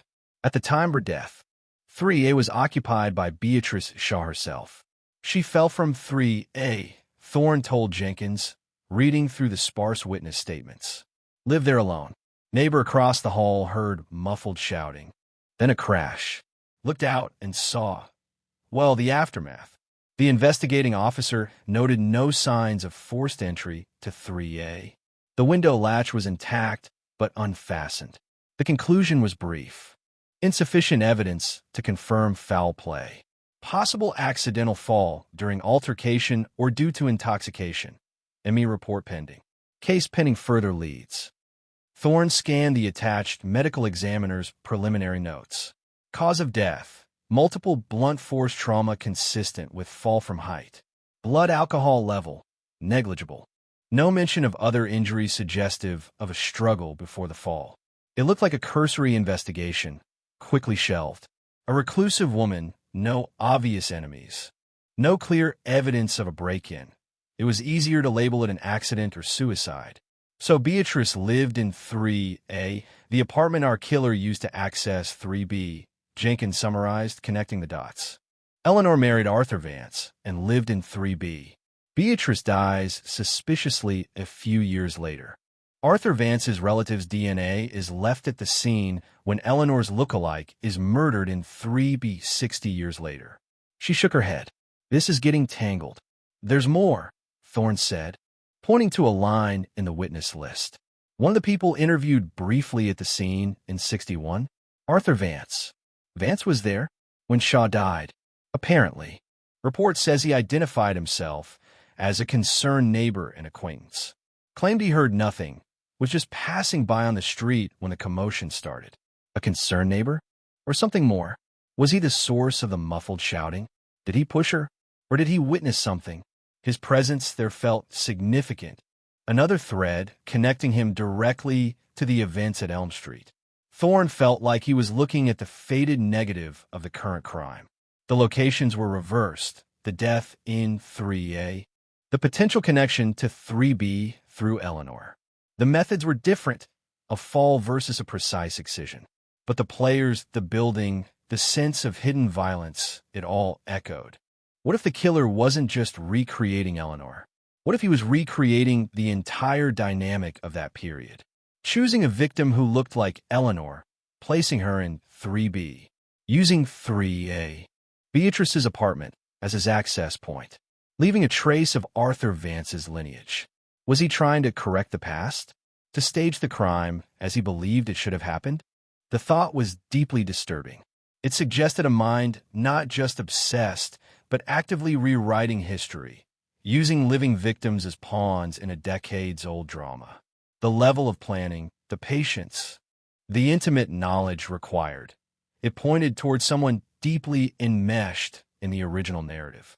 We need to find out what happened to Arthur and Eleanor Vance after 1961, Thorne stated. Did they stay married? Did they stay in the area? Did they have children? This felt like the most critical path now. Tracing the Vance lineage down to the present day might lead them directly to their man with no face. He tasked Jenkins with leveraging department resources, accessing sealed records if necessary, birth certificates, divorce filings, death records, anything that could trace the Vance family line forward from the 1960s. Meanwhile, Thorne decided to revisit the source. He needed to talk to Henderson, the building super, again. Maybe old man Fitzwilliam, the source of the Hatch story, had mentioned more about the tenants of 3A and 3B back in the day, about Beatrice Shaw, or the young couple named Vance. Sometimes, the echoes lingered longest, not in dusty files, but in the memory of bricks and mortar passed down through gossip and whispers in hallways. He needed to listen closer to the building's ghosts. Finding Henderson wasn't difficult. He practically lived in the building's basement, a cluttered space smelling of damp concrete, oil, and stale cigarette smoke, where he tinkered with aging appliances and monitored the flickering screens of the newly mandated and mostly ineffective security cameras covering the lobby and entrances. Thorne found him wrestling with the guts of a defunct washing machine, his knuckles scraped raw. Detective Henderson grunted, not looking up from the tangle of wires and belts. "Find your ghost yet?" "Still working on it, Mr. Henderson," Thorne replied, stepping carefully over a discarded water heater. "Need to pick your brain again. About old man Fitzwilliam." Henderson finally straightened up, wiping grease from his hands onto an already filthy rag. He eyed Thorne warily. "Fitzwilliam? What about him? He's been dead 5 years. You mentioned he told you about the sealed hatch between 3A and 3B. Did he ever talk about the people who lived there back then, specifically around the late 50s, early 60s? Henderson frowned, leaning back against a workbench littered with tools. Talk. Fitzwilliam talked plenty, mostly about the weather and how much better things were in his day. Didn't gossip much about specific tenants, not from that far back anyway. Why? We identified some people connected to those apartments back then, Thorne said, deciding a little transparency might yield more than cagey questions. A woman named Eleanor Mercer lived in 3B around 1958. A Beatrice Shaw lived in 3A around 1961. And a man named Arthur Vance, who married Eleanor. Henderson's eyebrows shot up. Vance? Yeah, Fitzwilliam mentioned that name. Not often, but he did. Thorne felt a surge of anticipation. What did he say about him? About them? Not much, Henderson said, scratching his chin. Just that the Vances lived in 3B for a bit after they got married. Fitzwilliam lived below them in 2B, remember. Said they were intense. Intense? How? His word, not mine. Said he used to hear arguing sometimes. Doors slamming. Mostly muffled, through the floorboards. Said Vance had a bit of a temper. Seemed real possessive of the wife, Eleanor. Fitzwilliam thought she seemed skittish, like she was walking on eggshells. Henderson shrugged. But Fitzwilliam was old. Maybe his memory was playing tricks. It was a long time ago. Possessive. Argumentative. It fit the potential profile of someone involved in Beatrice Shaw's death, or perhaps someone whose actions could fester into a multi-generational obsession. Did Fitzwilliam ever mention what happened to them? Did they just move out? Yeah, moved out, Henderson confirmed. Fitzwilliam said it was sudden. Maybe late 61, early 62? Not long after the woman fell. He lowered his voice slightly, glancing towards the concrete ceiling as if the ghosts were listening. He didn't say much about Beatrice Shaw, just that she kept to herself, mostly seemed lonely. But after she died, things got real quiet upstairs in 3B for a while. Then bam, the Van Cess were gone. Packed up quick. Did Fitzwilliam know where they went? Henderson shook his head. Nah, didn't keep track. People came and went. He paused, tapping a grimy finger against his temple. There was one other thing Fitzwilliam mentioned about the hatch, though. You asked why it was sealed up. You said the landlord found out. Yeah, but Fitzwilliam reckoned there was more to it. He thought maybe Vance sealed it up himself from the 3B side before they moved out. Said after Beatrice Shaw died, Vance got real paranoid. Started reinforcing the locks on his own door. Fitzwilliam heard him hammering one night. Fitzwilliam figured maybe Vance sealed the closet passage too, worried someone might try to get in that way. Or maybe, Henderson added with a cynical twist of his lips, worried something might get out. Vance sealing the passage himself out of paranoia after Beatrice's death? That added another layer. Was he afraid of retaliation? Afraid of Beatrice's ghost? Or afraid of the police looking closer? Did Fitzwilliam ever mention the Van Cess having children? Thorne asked, the question hanging heavy in the damp air. Henderson thought for a moment, then shook his head slowly. Not that I recall, Detective. Fitzwilliam mostly talked about the noise, the arguments, the sudden moving out. Never mentioned a baby or a kid living in 3B with them. Doesn't mean they didn't have one later, of course. Thorne thanked Henderson, leaving him to his mechanical autopsy. Back in the car, the pieces clicked into a slightly clearer, though still deeply disturbing, picture. Arthur Vance, possessive, temperamental, married to Eleanor who lived in 3B. Beatrice Shaw lived next door in 3A. Vance and Eleanor argued.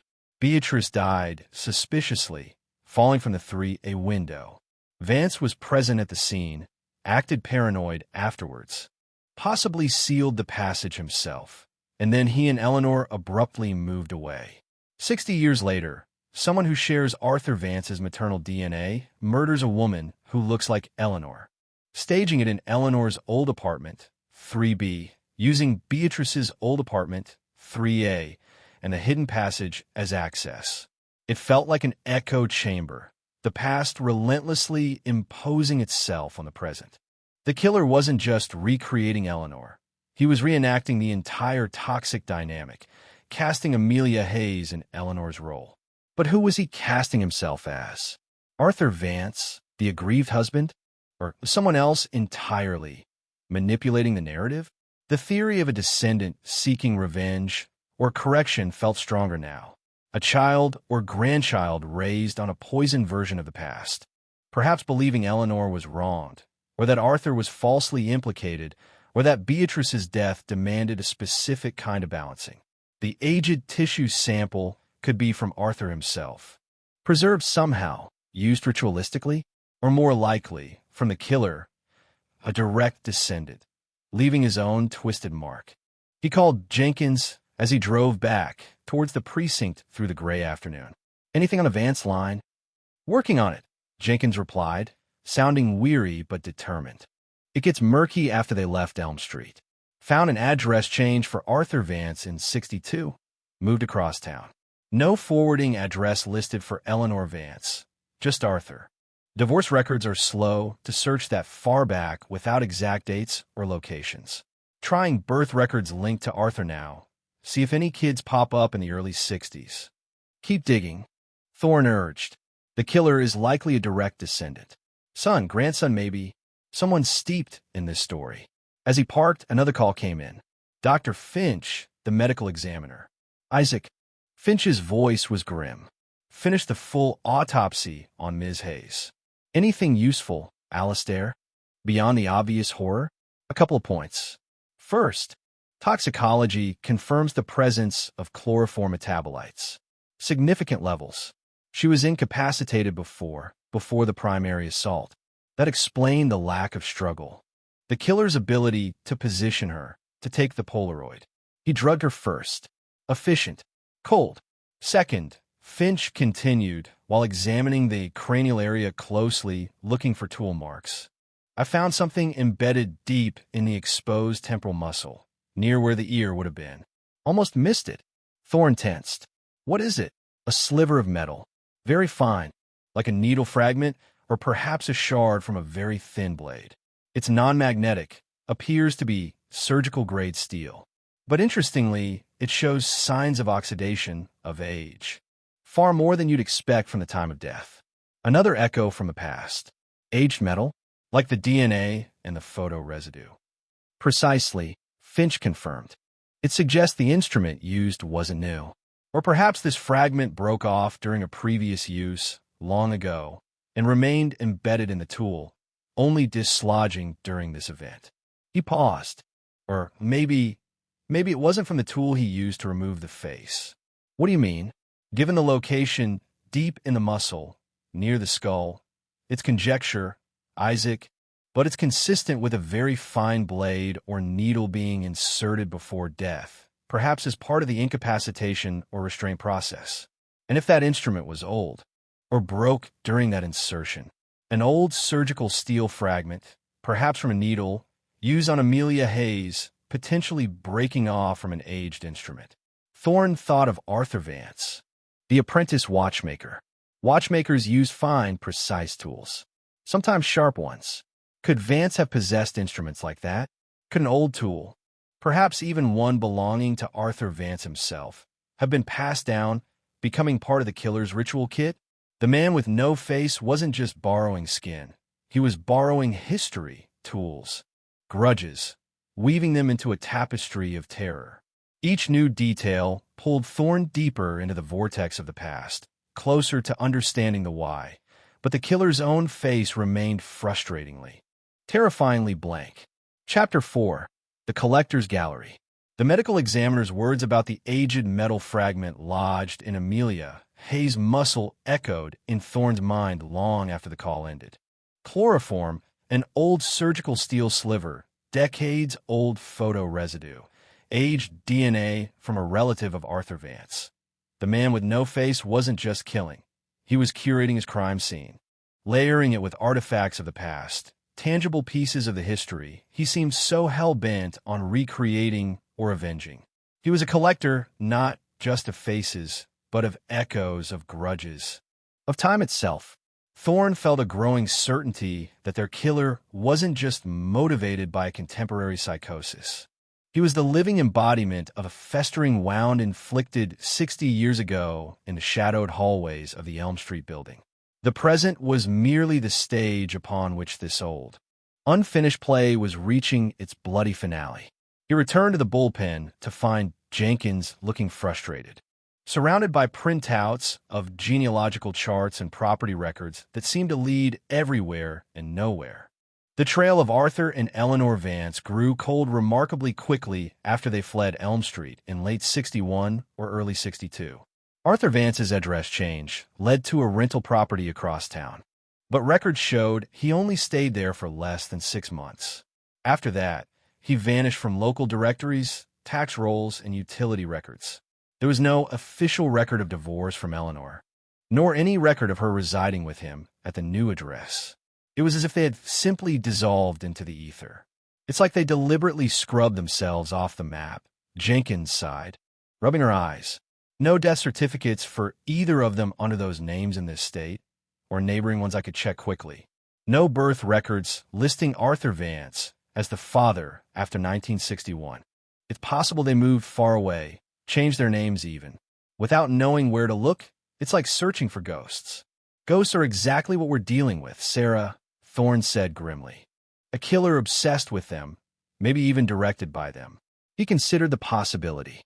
If Arthur and Eleanor disappeared so thoroughly, perhaps one or both met foul play themselves shortly after leaving Elm Street. Could the killer be avenging their deaths? But the evidence pointed towards a Vance relative. What about the mitochondrial DNA? Any tighter matches yet? Can we narrow down the family line? Still working on it, Jenkins replied. Mitochondrial DNA traces the maternal line. Remember. So, the killer shares a maternal ancestor with Arthur Vance.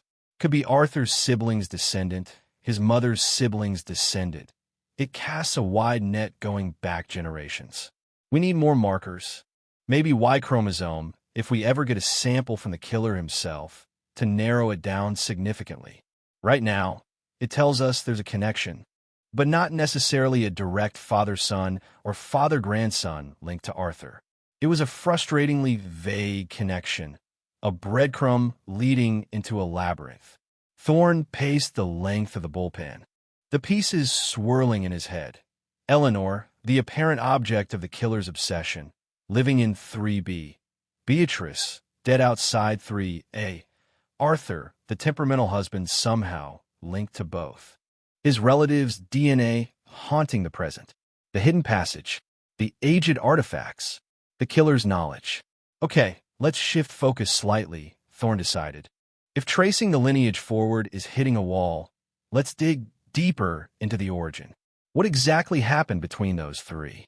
Forget the inconclusive police report on Beatrice Shaw. What was the real story? He looked at the evidence board, at the printouts of the 3 black and white portraits found hidden in 3A.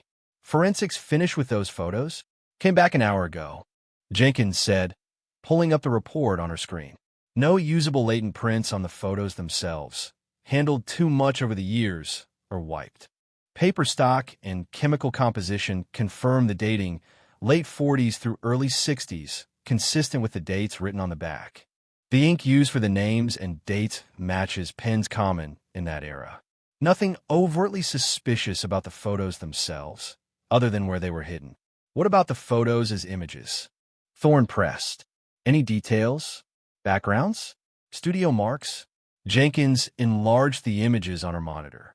Eleanor Mercer's portrait was simple, a studio head and shoulders shot against a plain backdrop. Arthur Vance's was similar, slightly sterner lighting. But Beatrice Shaw's photograph, dated 1961, was slightly different. It wasn't a studio shot. She was posed stiffly, yes, but she was standing in what looked like a room, possibly a living room. Behind her, slightly out of focus, was a patterned wallpaper and the edge of a framed picture on the wall. Can you enhance the background on the Shaw photo? Thorne asked, leaning closer to the screen. That wallpaper, the picture frame. Jenkins worked her keyboard, isolating and attempting to sharpen the background elements. The wallpaper pattern remained indistinct, a generic floral swirl common in budget papers of the time. But the picture frame, as the pixels resolved, a sliver of the image within the frame became clearer. It wasn't a painting or a landscape. It looked like another photograph, a group photo, several figures blurred and small, but recognizably human. Can you get any detail from the photo within the photo? Thorne urged. It's pushing the resolution limits, Jenkins muttered, zooming in further. The image dissolved into a mosaic of squares. Too degraded, impossible to make out faces. She paused, then pointed to the bottom edge of the frame visible in Beatrice Shaw's portrait. Wait, there's something written on the frame itself. Looks like engraved text. She manipulated the image again, adjusting contrast and angle. Faint lettering emerged from the blur, etched onto the metal or wooden bottom of the frame in the background of Beatrice Shaw's 1961 portrait. For digits. 1958. Thorne read aloud, squinting at the screen. 1958, the year Eleanor Mercer married Arthur Vance. The year her portrait was dated. Why would Beatrice Shaw, in 1961, have a framed group photo marked 1958 hanging in her apartment? 3A? Was she in that photo? Were Eleanor and Arthur? It felt significant. Another thread connecting the seemingly isolated Beatrice to the Vances. What event happened in 1958 that was commemorated in that photograph? Was it related to the wedding? Or something else entirely? Thorne's mind went back to Arthur Vance, the apprentice watchmaker. A craftsman. Someone who worked with his hands, with precision tools. Someone potentially meticulous. Detail-oriented. Someone who might engrave a date onto a picture frame. Let's look at Vance again, Thorne said. Not just his connection to Elm Street. His profession. Watchmaking. Where did he work? Did he have his own shop eventually? Any business partners? Any apprentices he might have trained? Maybe someone from his professional life would remember him, remember Eleanor, remember anything about that period. Jenkins started a new series of searches, digging into business licenses, guild memberships, classified advertisements for watch repair from the late 50s and early 60s. Most led nowhere. Small, independent craftsmen often operated quietly, their records lost to time. But then, she found a recurring classified ad from 1959 through late 1961. Vance and Holloway, fine watch repair and engraving. Clocks serviced, prompt and reliable. It listed an address in the city's old commercial district, not far from Elm Street. Vance and Holloway, Thorne read. He had a partner. Holloway. Checking for Holloway now, Jenkins said, typing rapidly. First name. Found him. Gerald Holloway. Listed as co-owner of the business license, filed in 1959. Seems the partnership dissolved sometime in 62. Same time Vance disappeared from the records. Holloway continued running a repair shop under his own name at a different location until the late 1980s. She found a death certificate. Gerald Holloway died in 1991. Natural causes. A partner. Someone who worked closely with Arthur Vance during the exact period of the Elm Street tensions and Beatrice Shaw's death. Someone who might have known Arthur's secrets, his temper, his relationship with Eleanor. Someone who might have witnessed his paranoia after Shaw died. Even though Holloway himself was deceased, tracking down his family might be easier than finding the Vances. Did Gerald Holloway have children? Children who might remember their father talking about his volatile ex-partner? Find Holloway's next of kin, Thorne instructed. Children, grandchildren. Someone might have heard stories. Someone might know what happened to Arthur and Eleanor Vance. It felt like a tangible lead, a path out of the maze of speculation and into living memory, however faded. As Jenkins pursued the Holloway connection, Thorne felt a renewed sense of urgency. The discovery of the hidden photos felt like finding the killer's checklist. Eleanor Mercer/Amelia Hayes was the first. What about Beatrice Shaw? Arthur Vance? Were there other photos hidden somewhere? Was the killer hunting for lookalikes for them too? The man with no face wasn't just recreating one ghost. He was populating his gallery. And the exhibition was far from over.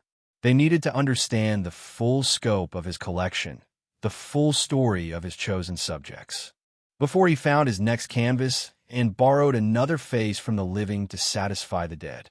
Tracing the lineage of Gerald Holloway proved significantly easier than chasing the phantoms of Arthur and Eleanor Vance. Holloway had lived a stable, unremarkable life after the dissolution of his partnership with Vance. He'd remarried after his first wife passed, had 2 children, and operated his modest watch repair shop until retirement. His son, Martin Holloway, still lived in the city, residing in a quiet suburban neighborhood far removed from the grit and shadows of Elm Street. Jenkins secured his number, and Martin, though initially hesitant and confused about the police interest in his long-deceased father and an even longer-forgotten business partner, agreed to speak with them. Thorne and Jenkins drove out to the suburbs, the cityscape gradually softening from decaying brick and neon to manicured lawns and quiet streets. Martin Holloway lived in a neat, brick bungalow, the kind built solidly in the post-war boom. He met them at the door, a man in his late 60s with his father's receding hairline and kind, slightly worried eyes behind thick glasses. He led them into a living room filled with comfortable furniture, family photos, and, incongruously, several antique clocks ticking softly on the mantelpiece and walls. Heirlooms, perhaps, from his father's trade. Detectives, Martin began, gesturing for them to sit. I still don't quite understand. Arthur Vance? My dad. He barely ever mentioned that name. Said the partnership ended badly. That Vance was difficult. That's about all I ever heard. We understand this is dredging up the past, Mr. Holloway, Thorne said, adopting a calm, reassuring tone. But we believe Arthur Vance and his wife, Eleanor, might be connected to a current, very serious investigation. Anything you remember your father saying, any detail, no matter how small, could be crucial. Martin leaned back in his armchair, his brow furrowed in concentration. Difficult, he repeated. Dad used that word a lot when Vance came up, which wasn't often. Said Vance was brilliant with the mechanisms, meticulous, a real artist with watches.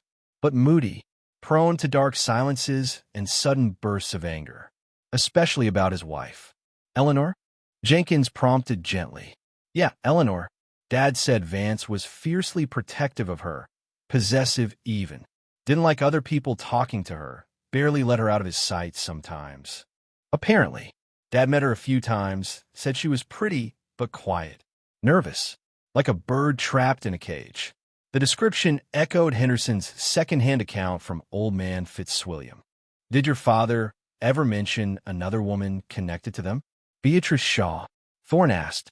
Martin's eyes widened slightly. Beatrice Shaw, the woman who fell from the building near their old shop. You know about that? Thorne asked, surprised. Dad mentioned it once. Years ago. Not the name, maybe, but he talked about a woman falling from a building near where he and Vance worked. Said it happened right around the time the partnership started falling apart. Said Vance got strange afterwards. Strange how?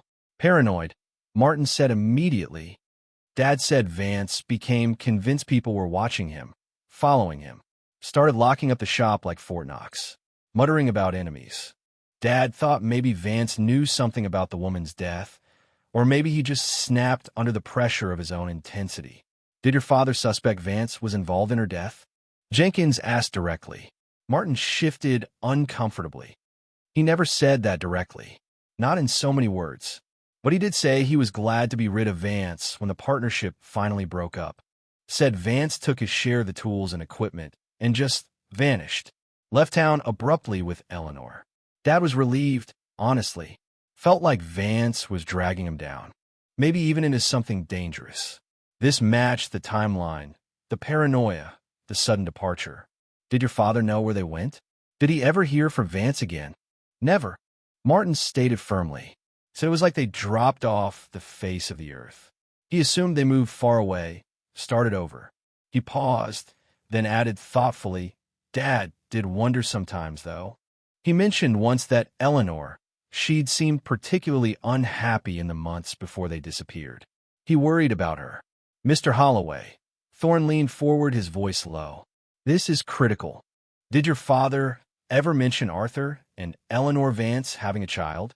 Before they disappeared, Martin frowned, thinking hard. A child? No, I don't think so. Dad never mentioned them having kids. Actually, his eyes lit with a distant memory. He did say something once about Eleanor wanting children, but Vance being resistant? Or maybe there were problems. It was vague. Something Dad overheard Vance yelling about once. But no, I'm almost certain they didn't have a child while Dad knew them. No child before they disappeared. That punched a hole in their leading theory of a direct descendant raised on the poison story from birth. Could they have had a child after vanishing? Possible, but harder to trace. Or was the DNA connection more distant, as Jenkins had warned? A nephew? A cousin's child, perhaps someone Arthur Vance took under his wing later in life, indoctrinating them with his paranoia and obsessions? What about Vance's work? Thorne asked, shifting tack. Your father mentioned Vance took his share of the tools. Was Vance just a watchmaker? Or did he do other precise work? Engraving? He thought of the 1958 on the frame in Beatrice Shaw's photo. Oh yeah, Vance was a master engraver, Martin confirmed. Better than my dad, apparently. Could do incredibly fine work. Miniature inscriptions, complex patterns. Dad kept some of the tools they shared, the less specialized ones. He gestured towards a glass display cabinet in the corner, filled not just with clocks, but with small, intricate tools, tiny lathes, vices, loops, delicate files, and probes. Thorne felt a familiar chill. The surgical steel fragment found in Amelia Hayes. Could it have come from one of Vance's engraving tools? Or perhaps a specialized watchmaking implement repurposed for a horrifying new function? Would you mind if we took a look at some of those tools? Thorne asked, specifically any that might have belonged to both your father and Vance. Martin, though puzzled, agreed. He unlocked the cabinet and carefully brought out a felt-lined tray containing an assortment of older instruments. Thorne examined them, recognizing the fine probes, the sharp cutting burrs, the delicate files. Many were standard watchmaking tools, but some looked more specialized, potentially for engraving or detailed clockwork repair. He picked up a slender steel probe with an incredibly fine, sharp tip. Something like this, Thorne mused, holding it up to the light. Could a piece break off this easily? They're strong steel, but brittle if stressed the wrong way, Martin explained, especially the older ones. A sharp impact, or twisting it hard against something resistant. Yeah, the tip could snap. Thorne carefully placed the tool back in the tray. It wasn't proof, but it was another circumstantial link, connecting Arthur Vance's known skills and tools to the specific, unusual evidence found at the crime scene. As they prepared to leave, thanking Martin for his time, he hesitated at the door. "Detective," he said, looking troubled, "there's one more thing. Maybe it's nothing. About Vance's paranoia. Dad said Vance wasn't just worried about people watching him. He was obsessed with watching others." Thorne stopped, turning back fully. Watching others? How? Dad found something once, tucked away in Vance's workbench drawer at the old shop, shortly before the partnership dissolved. A small notebook. Not accounts, not watch designs. Dad said it was full of observations. Descriptions of people. Strangers, mostly. What they wore, where they went, snippets of conversation he must have overheard. Detailed. Creepy, Dad said. Did he mention who these people were? Thorne asked urgently. No, mostly just descriptions. Woman in blue coat, Elm Street bus stop. Man with limp, grocery store. That kind of thing. But Dad said there were several pages dedicated to people in their building. The Elm Street building, including detailed notes about Beatrice Shaw, and pages about Eleanor. Arthur Vance, the meticulous watchmaker, wasn't just possessive. He was a voyeur, a recorder of details, a collector of observations. It cast his character in an even more sinister light. Did that notebook survive? Did Vance take it with him when he vanished?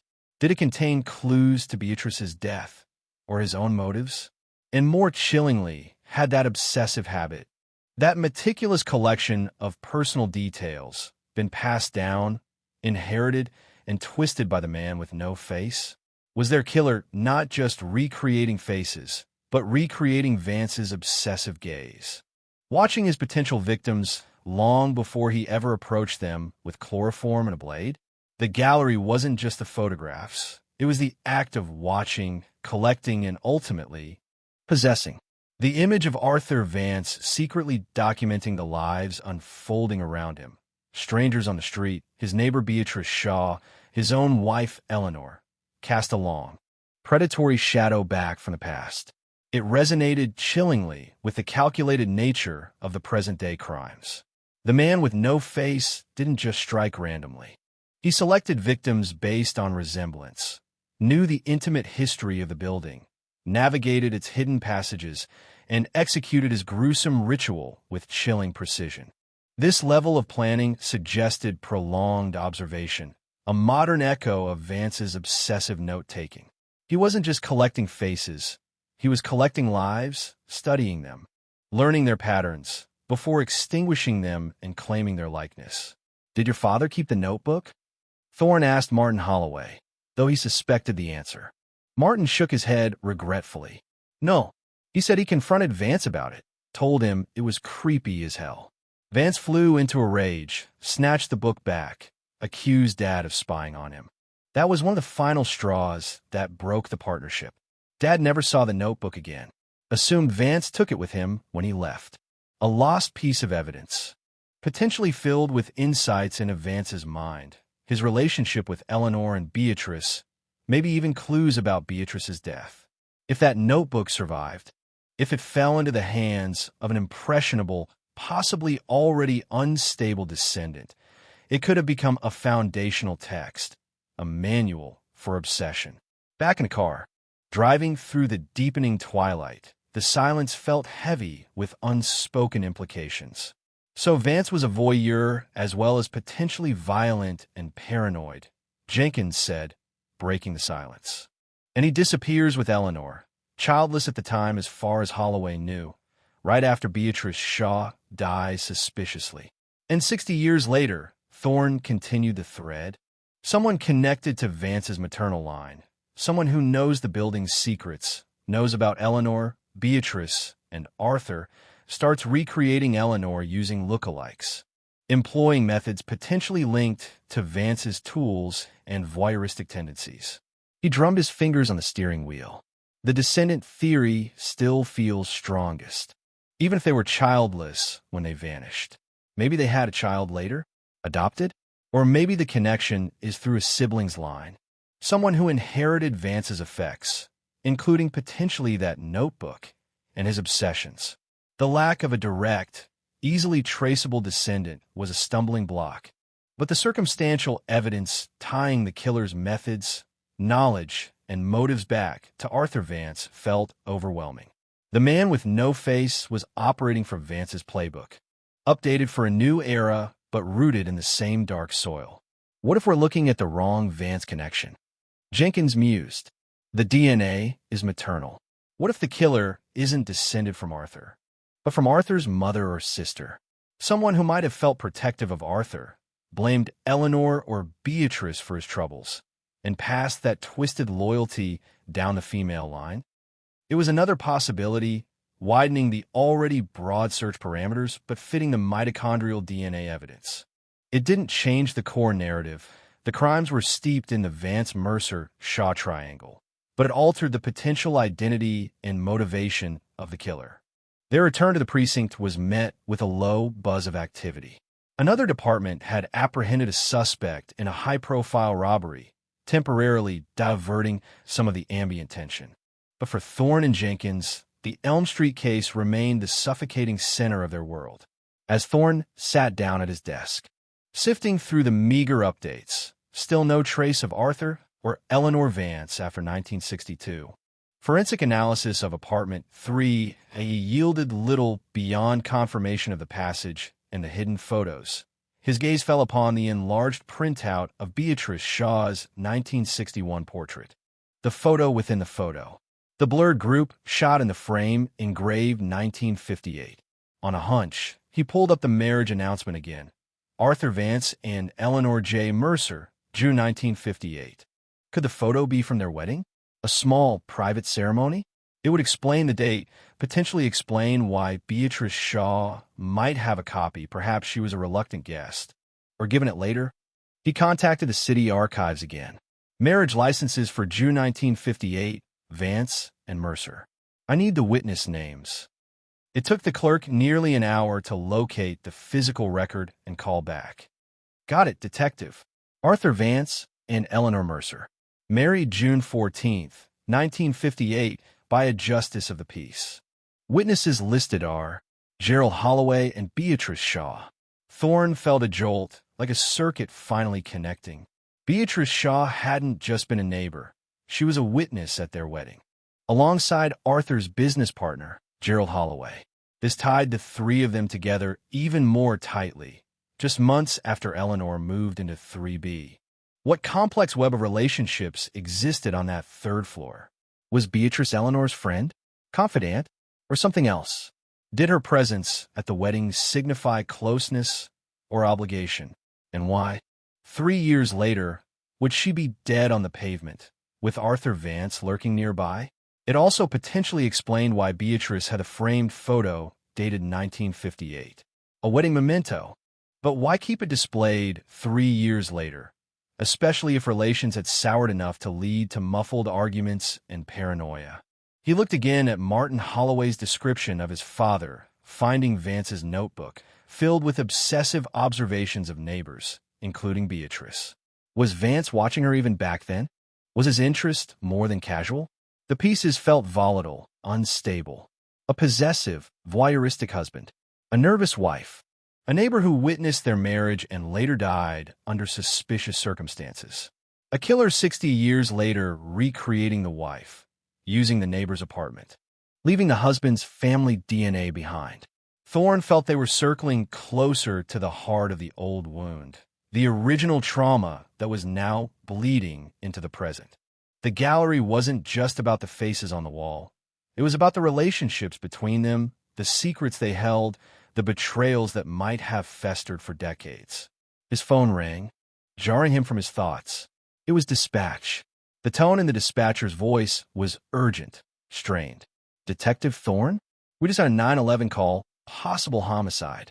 Address is 112 Easton Avenue." Thorne didn't recognize the address immediately, but Jenkins, overhearing, was already typing it into the system. Her face went pale. "Thorne," she said, her voice barely audible. "That's Martin Holloway's address." A wave of cold dread washed over Thorne. The man with no face hadn't just been studying the past. He'd been watching the present. He knew they had spoken to Holloway. Had Holloway inadvertently revealed too much? Or was the killer simply tying up loose ends, silencing anyone with a connection to Arthur Vance's history? The gallery, Thorne realized with sickening certainty, was expanding, and the collector was still at work.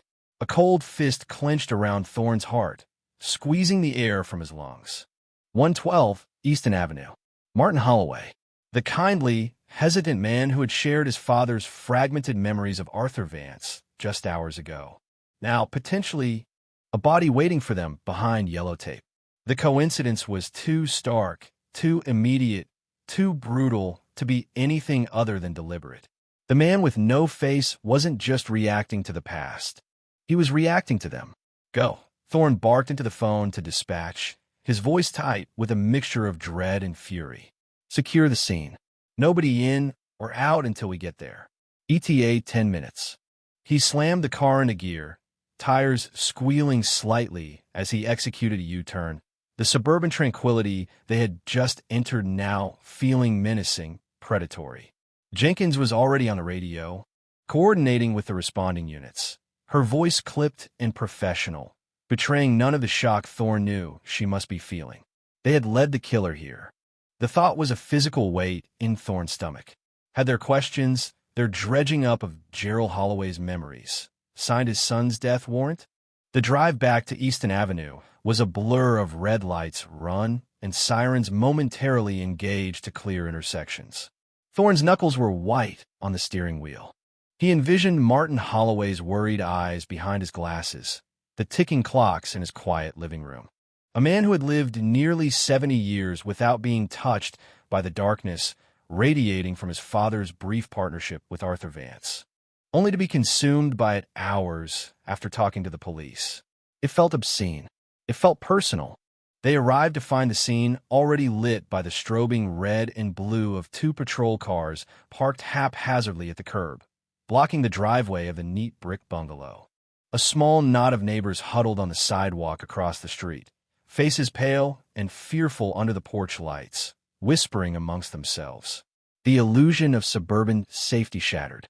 Yellow tape was already being strung across the lawn, turning the house into an island of violation. Thorne and Jenkins ducked under it, flashing their badges at the young patrol officer standing guard at the front door, his face grim. "Detectives," the officer said, his voice hushed. Front door was unlocked. "Found him in the living room. It's bad." Thorne didn't need the warning. He could already smell it, faint but unmistakable beneath the scent of cut grass and evening dew, the coppery tang of blood, the faint chemical sharpness he now associated with the killer's aftermath. He pushed the door open and stepped inside, Jenkins close behind him. The living room, which hours before had been a picture of lived-in comfort, was now a tableau of violence. Furniture was overturned. An armchair lay on its side, a floor lamp bent at an unnatural angle. Papers were scattered across the floor near a small writing desk, as if Holloway had been interrupted while working or searching for something. And in the center of the room, sprawled on the patterned rug near the fireplace where the antique clocks still ticked obliviously, lay Martin Holloway. He was on his back, limbs askew, eyes wide and staring sightlessly at the ceiling. His glasses lay smashed on the floor nearby. There was blood, a significant amount pooling beneath him and staining the carpet dark crimson. But Thorne's gaze, steeled against the expected horror, flew immediately to Holloway's face. It was gone. The same horrific signature. The same terrifying void where features should have been. Peeled away with the same sickening precision, leaving behind the raw, glistening muscle and bone. The man with no face had struck again, claiming another canvas, this one chosen not for resemblance. Perhaps, but for connection. He was erasing the links to the past, absorbing them into his grotesque collection. Jenkins made a choked sound beside him, turning away for a moment to compose herself. Thorne felt a wave of cold fury wash over the initial shock. This wasn't just murder, it was an execution, a message. He forced himself to scan the room, his detective's instincts kicking in over the visceral revulsion. The overturned furniture suggested a struggle, unlike with Amelia Hayes, who had likely been incapacitated quickly by chloroform. Had Holloway fought back? Or was the disarray staged by the killer? Check for a Polaroid, Thorne ordered Jenkins, his voice raspy. Jenkins nodded, her face pale but determined, and began a careful circuit of the room, her eyes scanning walls, tables, mantelpiece. Thorne crouched near the body, careful not to disturb potential evidence, examining the area around the victim. The scattered papers near the desk, were they Holloway's? Or brought by the killer? He could see old photographs mixed among letters and bills. Had Holloway been looking through his father's things after their visit, searching for more clues, only to be interrupted by the very darkness he was trying to recall? Thorne, over here. Jenkins' voice was tight. She was standing near the display cabinet containing Gerald Holloway's watchmaking tools. The glass door hung open, unlocked. Thorne joined her. Inside, the felt-lined trays looked disturbed. Tools were slightly out of place. And one tray, the one Thorne had examined earlier containing the finer probes and potential engraving tools, was empty. He took them. Thorne breathed. The tools. His father's and maybe Vance's shared tools. It wasn't just about silencing Holloway. It was about reclaiming artifacts. Artifacts belonging to Arthur Vance, perhaps, or tools the killer needed for his work. And this, Jenkins pointed to the wall just above the now-empty display cabinet. Pinned crudely to the wallpaper with a single vicious-looking thumbtack was a Polaroid photograph. Thorne approached it with a sense of grim inevitability. It was horrifyingly familiar, yet different. It showed Martin Holloway, alive, his face a mask of terror mirroring Amelia Hayes, mouth open in a silent scream. Behind him, the same indistinct, shadowy figure loomed. But this time, the figure wasn't holding the freshly removed face. Instead, they held up one of the antique watchmaking tools from the cabinet, the slender steel probe Thorne had handled earlier. The tip was pointed menacingly towards Holloway's head, glinting in the harsh Polaroid flash. The message was unmistakable, a direct reference to Arthur Vance's trade, his tools. A confirmation that the killer saw Holloway, and perhaps his father Gerald, as integral parts of the original Elm Street narrative he was obsessed with. He wasn't just killing, he was assigning roles, casting the descendants in the deadly play. Thorne examined the thumbtack pinning the photo. Was there age tissue here too? He made a mental note for forensics to collect it with extreme care. Below the Polaroid, something else caught his eye, scratched crudely into the wallpaper, as if with the point of one of the stolen tools, was a single word. Liar. Liar. Why? Had Holloway lied to them? Or had he lied to the killer? Or was it a judgment passed down from the past? Arthur Vance's paranoia labeling his former partner, and now his son, as betrayers? The ticking of the antique clocks on the mantelpiece suddenly seemed deafeningly loud, marking time in a room where time had run out so brutally. Thorne looked from the faceless victim to the Polaroid to the scratched accusation on the wall. The man with no face wasn't just a collector. He was judge, jury, and executioner, operating according to a warped historical script only he fully understood. And he was escalating. He knew they were getting closer, knew they had identified the Elm Street connection, knew they had spoken to Holloway. Silencing Martin Holloway wasn't just removing a link, it was a direct challenge. A warning, keep digging and your sources will pay the price. Or perhaps, keep digging and you'll be next. The investigation had become a lethal game of cat and mouse, played across 60 years of secrets, with the killer holding all the sharpest tools. Chapter 5. reflections in crimson. The flashing lights painted Martin Holloway's quiet suburban street in jarring strokes of red and blue. A grotesque imitation of festive lights, now illuminating a scene of profound violation. The air crackled with the strained energy of controlled chaos. Uniformed officers maintaining the perimeter. Neighbors whispering behind cupped hands. The low thrum of official vehicles arriving. Inside, the silence left by Martin Holloway's extinguished life felt louder than the professional murmur of the responding forensic team and the first words of Dr. Finch, who had arrived looking even more weary than usual. Thorne stood amidst the wreckage of the living room, the smell of blood and the faint chemical tang. Bleach? Chloroform residue? Sharp in his nostrils. He stared at the words scratched into the wallpaper above the violated display cabinet. Liar. It felt like a brand, not just on the wall, but on the investigation itself. Had Holloway lied? Or was this the killer's judgment, echoing Arthur Vance's paranoia, labeling anyone connected to his father's past as inherently deceitful?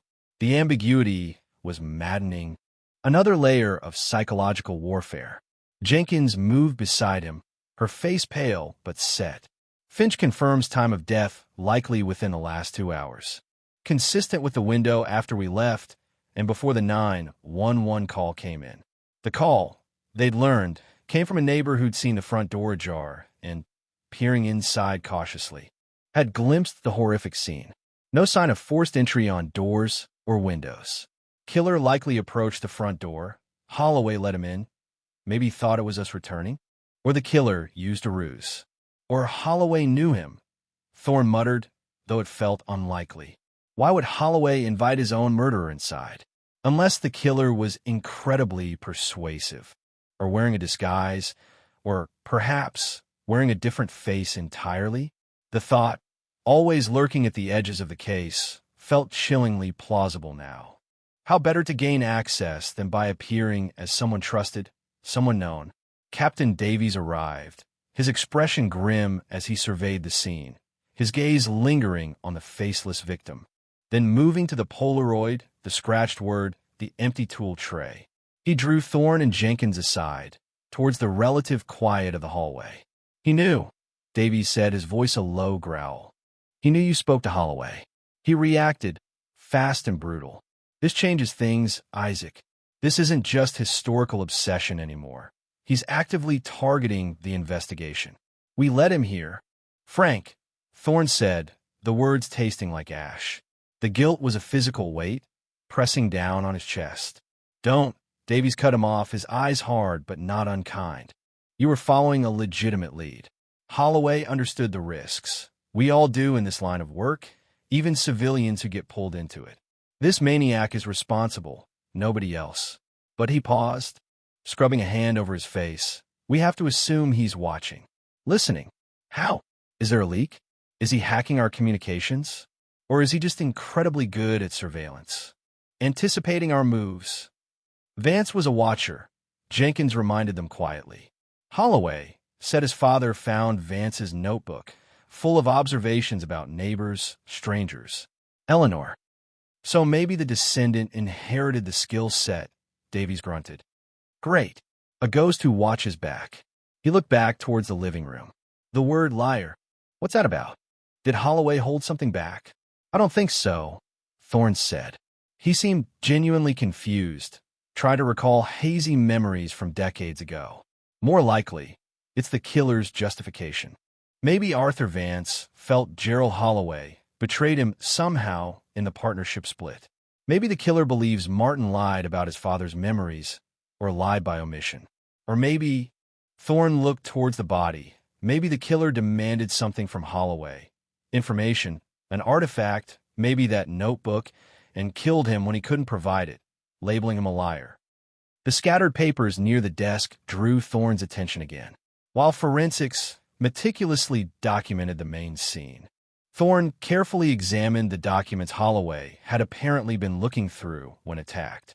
Old letters, bills, but also a small cache of photographs, older than the family snapshots displayed elsewhere.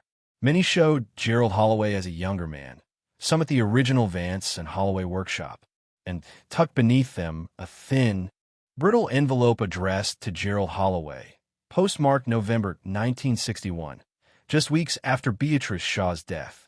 The return address was smudged, illegible. Thorne carefully opened the envelope, pulling out a single folded sheet of cheap, lined paper.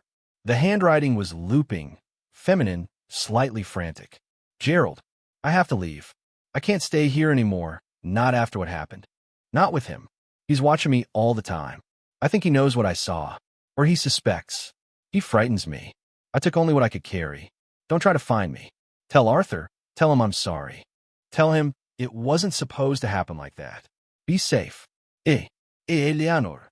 A letter from Eleanor Mercer Vance to Gerald Holloway, written shortly after Beatrice Shaw's death, just before she and Arthur disappeared. "I think he knows what I saw." What had Eleanor seen regarding Beatrice's fall? Something implicating Arthur? Tell him I'm sorry. Tell him it wasn't supposed to happen like that. An apology to Arthur? Or about Arthur? The ambiguity was maddening. But it confirmed Eleanor fled not just the situation, but Arthur himself. She was afraid of him. "Frank, Sarah, look at this," Thorne said, holding the fragile letter carefully. They read it over his shoulder, the implications sinking in. She saw something. Jenkins breathed. Something about Beatrice Shaw's death. And she was terrified of Arthur. And she wrote to Holloway, Davies added, maybe asking for help, or just confessing her fear before she ran. He looked at the envelope. Holloway kept this hidden all these years. Had Martin Holloway found this letter tonight, spurred by their questions? Had the killer arrived while Martin was reading it, realizing its significance? Did the killer see the letter, realize Holloway now knew Eleanor fled Arthur in fear, contradicting whatever narrative the killer held? Was that why Holloway was branded a liar? Because he now possessed Eleanor's truth, a truth that undermined the killer's distorted view of the past? "Forensics needs to process this immediately," Thorne said, handing the letter carefully to a technician. "Handle with care. Prints, paper analysis, anything." This felt like a breakthrough, a voice from the past cutting through the layers of speculation. Eleanor wasn't a willing partner in their flight. She was running from Arthur. This reframed everything. If the killer was descended from Arthur or acting on his behalf, this letter made Eleanor a traitor in their eyes. Her recreation by the killer wasn't an act of reverence. It was an act of punishment, of correction, forcing her back into the role Arthur presumably wanted. "Okay," Davies said, his voice charged with new energy. "This gives us a clearer motive, maybe.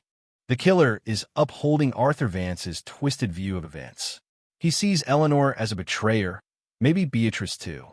Gerald Holloway, by extension, becomes complicit. Martin Holloway, by holding this letter, becomes a liar. Who's next?"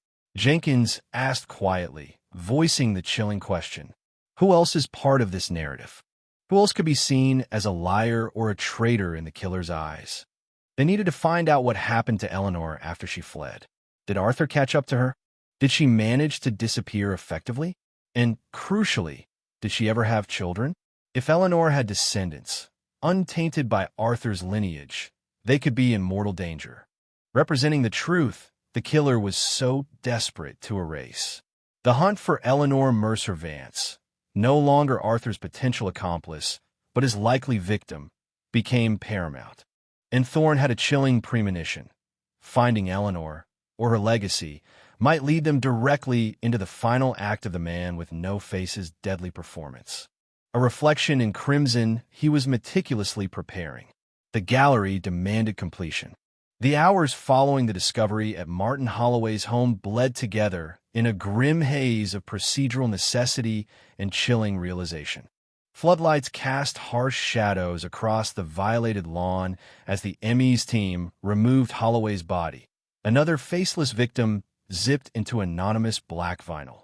Forensics meticulously bagged every potential piece of evidence, from the microscopic fibers clinging to the overturned furniture to the Polaroid pinned, like a malevolent insect, to the wall. And, with painstaking care, the fragile, brittle letter penned by Eleanor Vance 60 years prior.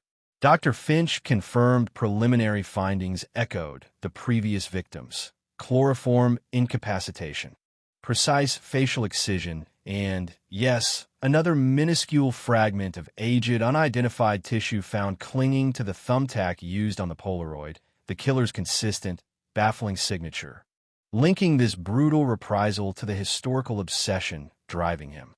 The stolen watchmaking tools left a tangible void in the display cabinet, a physical piece of the past now actively wielded by the monster they hunted. Back at the precinct, the weight of Holloway's murder pressed down on the bullpen. The Elm Street case had crossed a terrible threshold. It was no longer just about deciphering the past.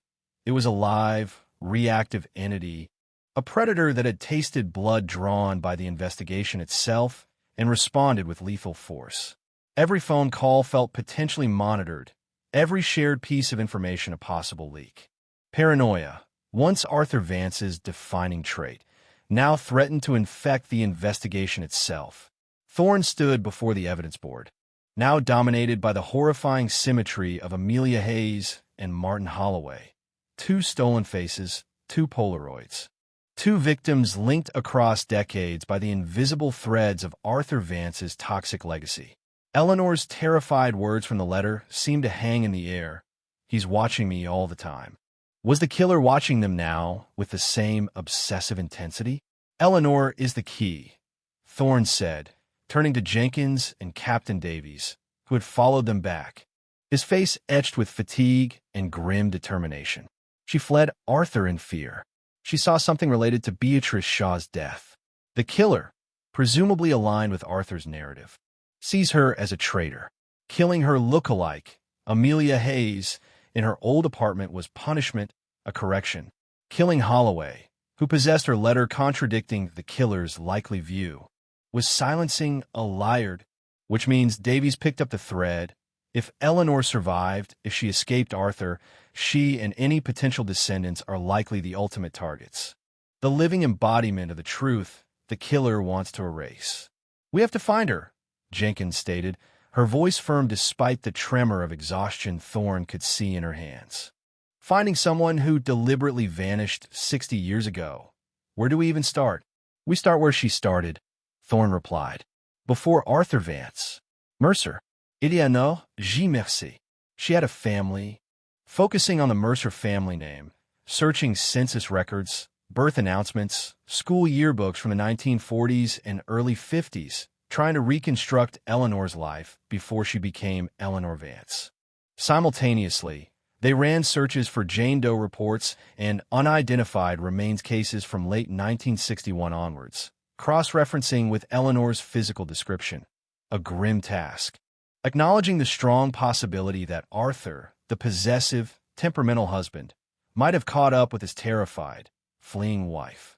Days turned into nights. Leads sputtered and died. The Mercer family seemed to have few ties in the city. Records suggested her parents might have lived out of state, tracing female lines back 60 years, especially when name changes were common through marriage or deliberate attempts to disappear, proved immensely challenging. The pressure mounted with every passing hour. The silence from the man with no face feeling less like inactivity and more like the coiled stillness of a predator gathering itself for the final strike. Thorne found himself rereading Eleanor's letter, searching for nuances, hidden clues. I think he knows what I saw. What did she see? Did she witness Arthur push Beatrice? Or confront her? Tell him I'm sorry. Tell him it wasn't supposed to happen like that. Sorry for what? For leaving? For witnessing? For her role in whatever tragedy unfolded? The apology felt complex, layered with fear and regret. He focused on the tools stolen from Holloway's workshop. They weren't just random implements. They were likely specific tools shared by Gerald Holloway and Arthur Vance. Why take those particular items? Was it purely symbolic, reclaiming Vance's property? Or did the killer need them for a specific purpose? The precise engraving skills Vance possessed, the potential for modifying tools. Thorne felt a growing unease about the killer's intentions beyond simply taking faces. Was he planning something more elaborate for his final act?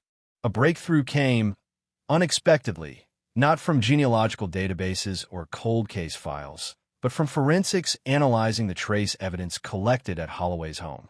Specifically, the faint smudges on the envelope containing Eleanor's letter. We lifted a partial latent print from the envelope, Chin reported over the phone, his voice carefully controlled. Not from Eleanor, presumably, given the age and handling. And not from Martin Holloway either. It's degraded, partial, but we got enough ridge detail to run through AFIS. Any hits? Thorne asked, almost afraid to hope.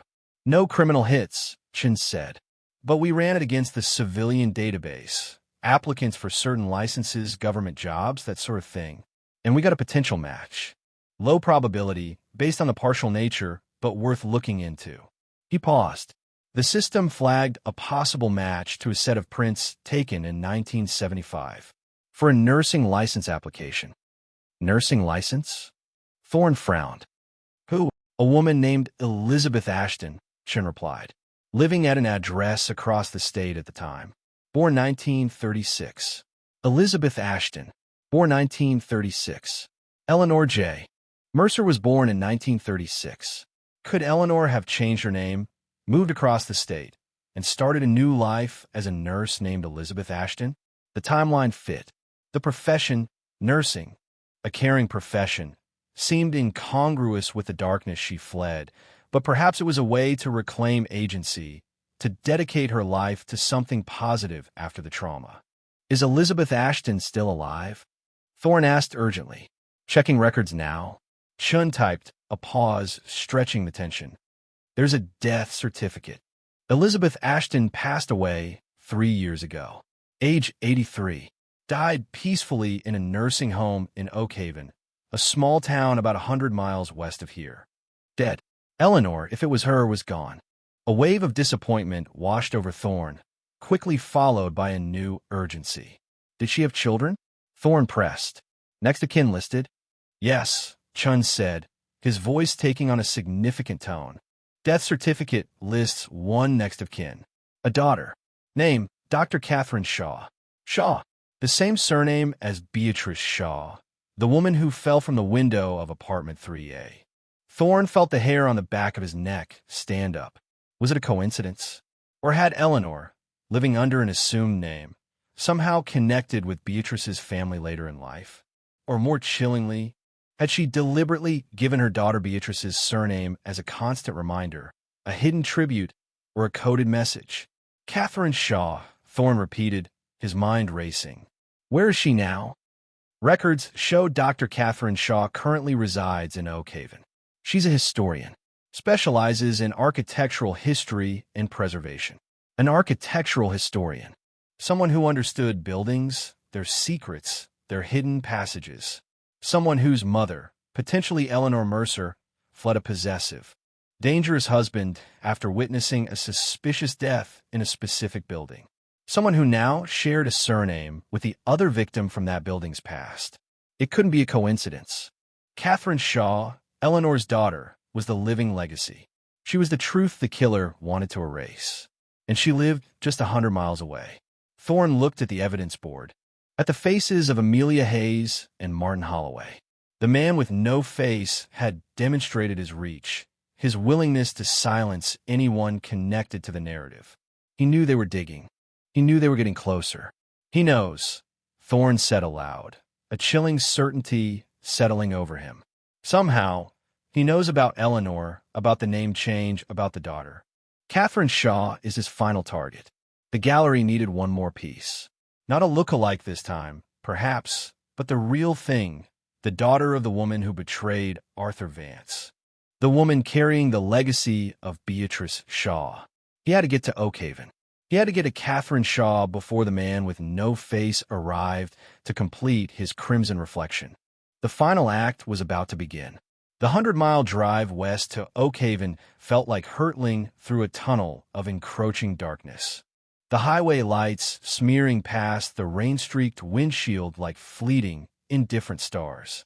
Thorne drove with grim focus, pushing the unmarked sedan harder than regulations allowed, while Jenkins worked her encrypted laptop, trying to pull up every available detail on Dr. Catherine Shaw, address, recent activity, security footage from a nursing home where her mother, Elizabeth Ashton/Eleanor Mercer, had spent her final years.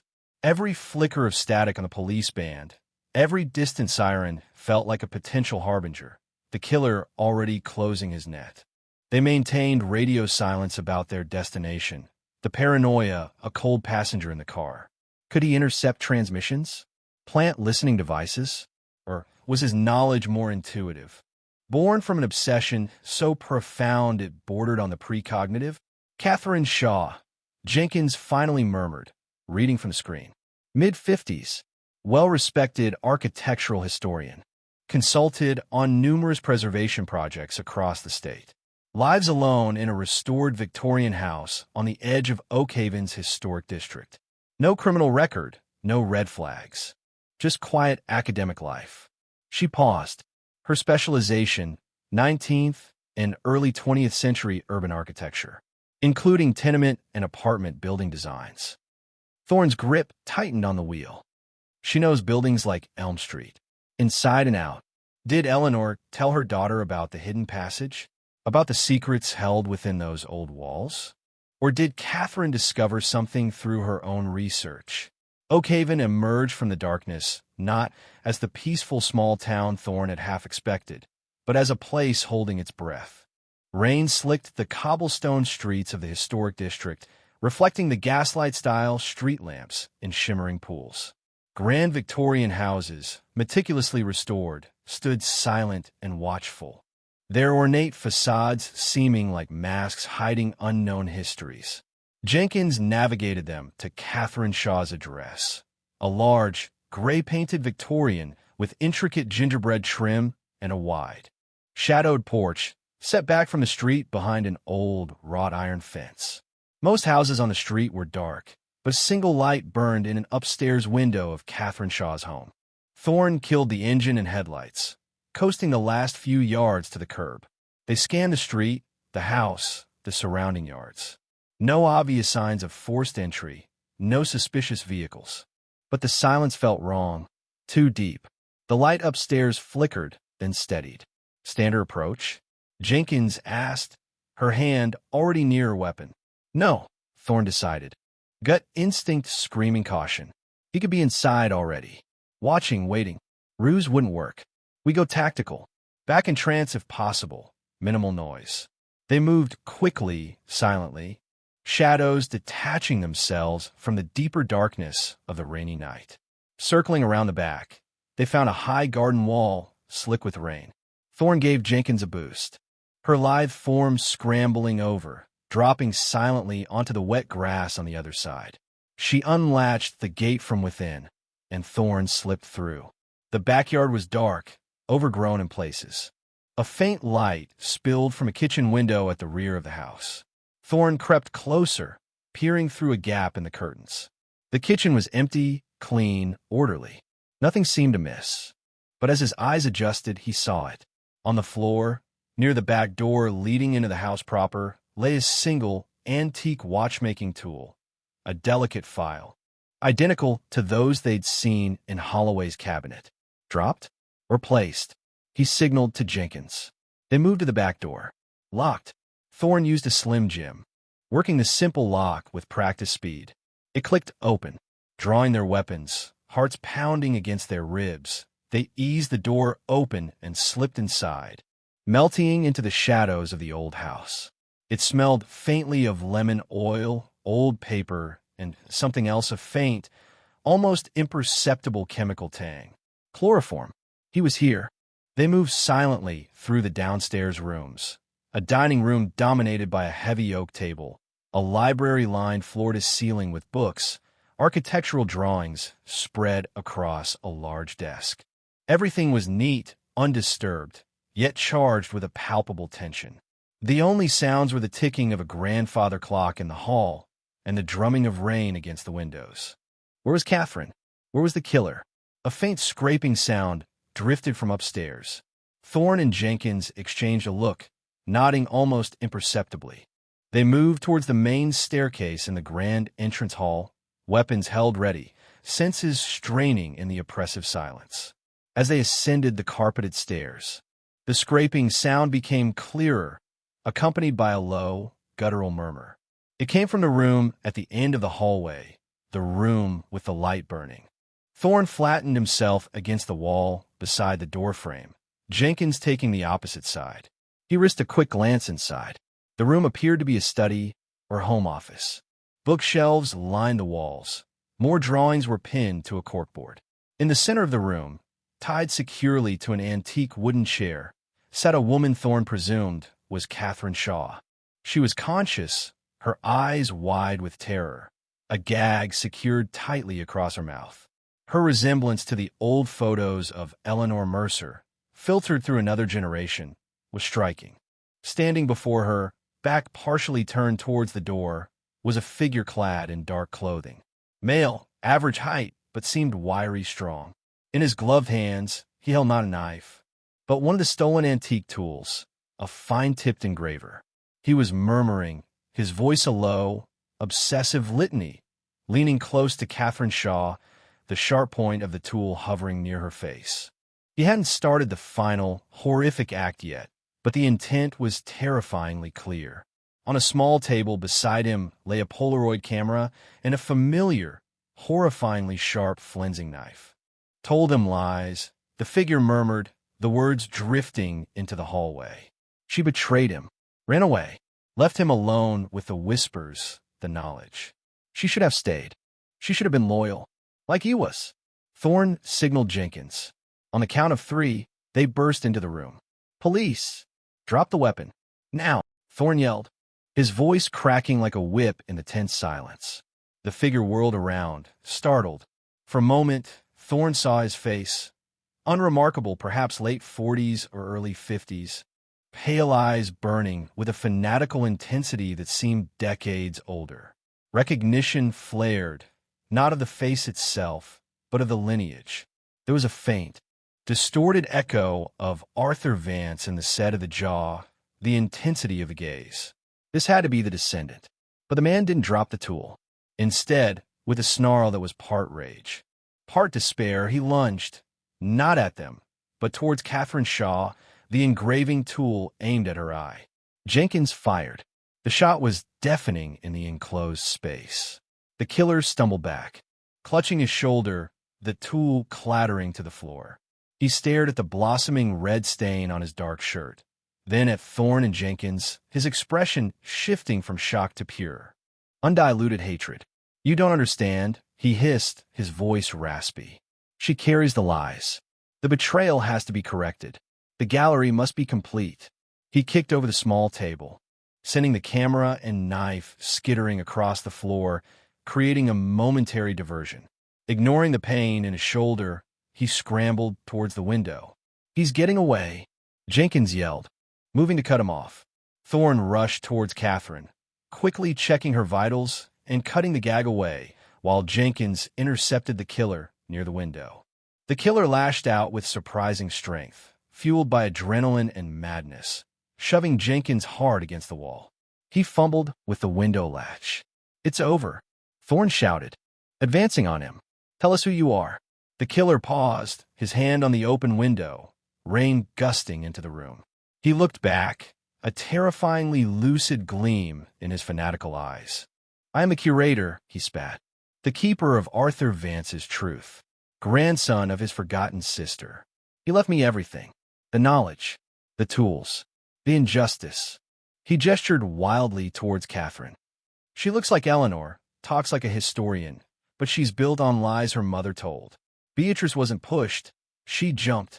Eleanor saw it, but she blamed Arthur, ran from him, betrayed him. My great-uncles suffered for decades because of their weakness. The twisted narrative passed down, festering. Before Thorne could react further, the killer threw himself backwards, out of the second-story window. There was a sickening thud from below. Thorne and Jenkins rushed to the window, peering down into the rain-swept darkness of the backyard. The killer lay sprawled on the wet flagstones near the back gate, unnaturally still. His escape attempt had ended abruptly, fatally. The curator had closed his own exhibition. Later, as local police and paramedics secured the scene and tended to a shaken but physically unharmed Catherine Shaw. The full weight of the night settled upon Thorne. Catherine, piecing together fragmented memories her mother had shared under the guise of family stories, confirmed Eleanor had lived in constant fear after fleeing Arthur, changing her name and location multiple times before finally settling into the relative anonymity of Elizabeth Ashton. She had never explicitly told Catherine the full truth about Elm Street, but had alluded to a dark time and a dangerous man she had escaped. She had chosen the surname Shaw for her daughter quite deliberately, a silent, lifelong acknowledgement of the woman whose death she'd witnessed and whose memory haunted her. In the killer's pockets, they found a tarnished locket containing tiny, faded portraits of Arthur and Eleanor Vance, and tucked into his wallet, a brittle, folded page torn from a notebook, filled with cramped handwriting describing Eleanor Mercer's movements in 1961. Observations filled with obsessive detail, signed simply. Vance's notebook, or at least part of it, had survived, passed down like a poisoned inheritance. They never found the collection of faces. Perhaps they were destroyed, or hidden so well they'd remain another of the curator's dark secrets. Standing in the rain outside Catherine Shaw's house, the flashing lights reflecting crimson in the puddles at his feet, Thorne felt the profound exhaustion of the case settle into his bones. The man with no face was dead, his twisted gallery closed. But the echoes remained, the stolen faces of Amelia Hayes and Martin Holloway, the decades of fear Eleanor lived with, the lingering questions about the precise events of 1961. Some truths remained buried in the past, reflected only in the blood spilled in the present. The city's darkness had receded, but the scars, Thorne knew, would remain. The curator is silent now, his grotesque gallery closed forever. But the reflections of his obsession, painted in crimson, serve as a chilling reminder of how the past can reach out, its dead hands seeking to reshape the present. What horrors lie buried in the foundations of our own lives, waiting for the right catalyst to surface. Thank you for joining Eli Nightfall on this journey into the heart of fear with the man with no face. If this tale chilled you to the bone, be sure to like this video. Comment below with your thoughts on the curator's motives or what you think truly happened back in 1961. And most importantly, subscribe to the Eli Nightfall channel for more nightmares brought to life. Turn on notifications so you don't miss the next descent into darkness. Until next time, try not to look too closely in the mirror. You never know whose face might be looking back.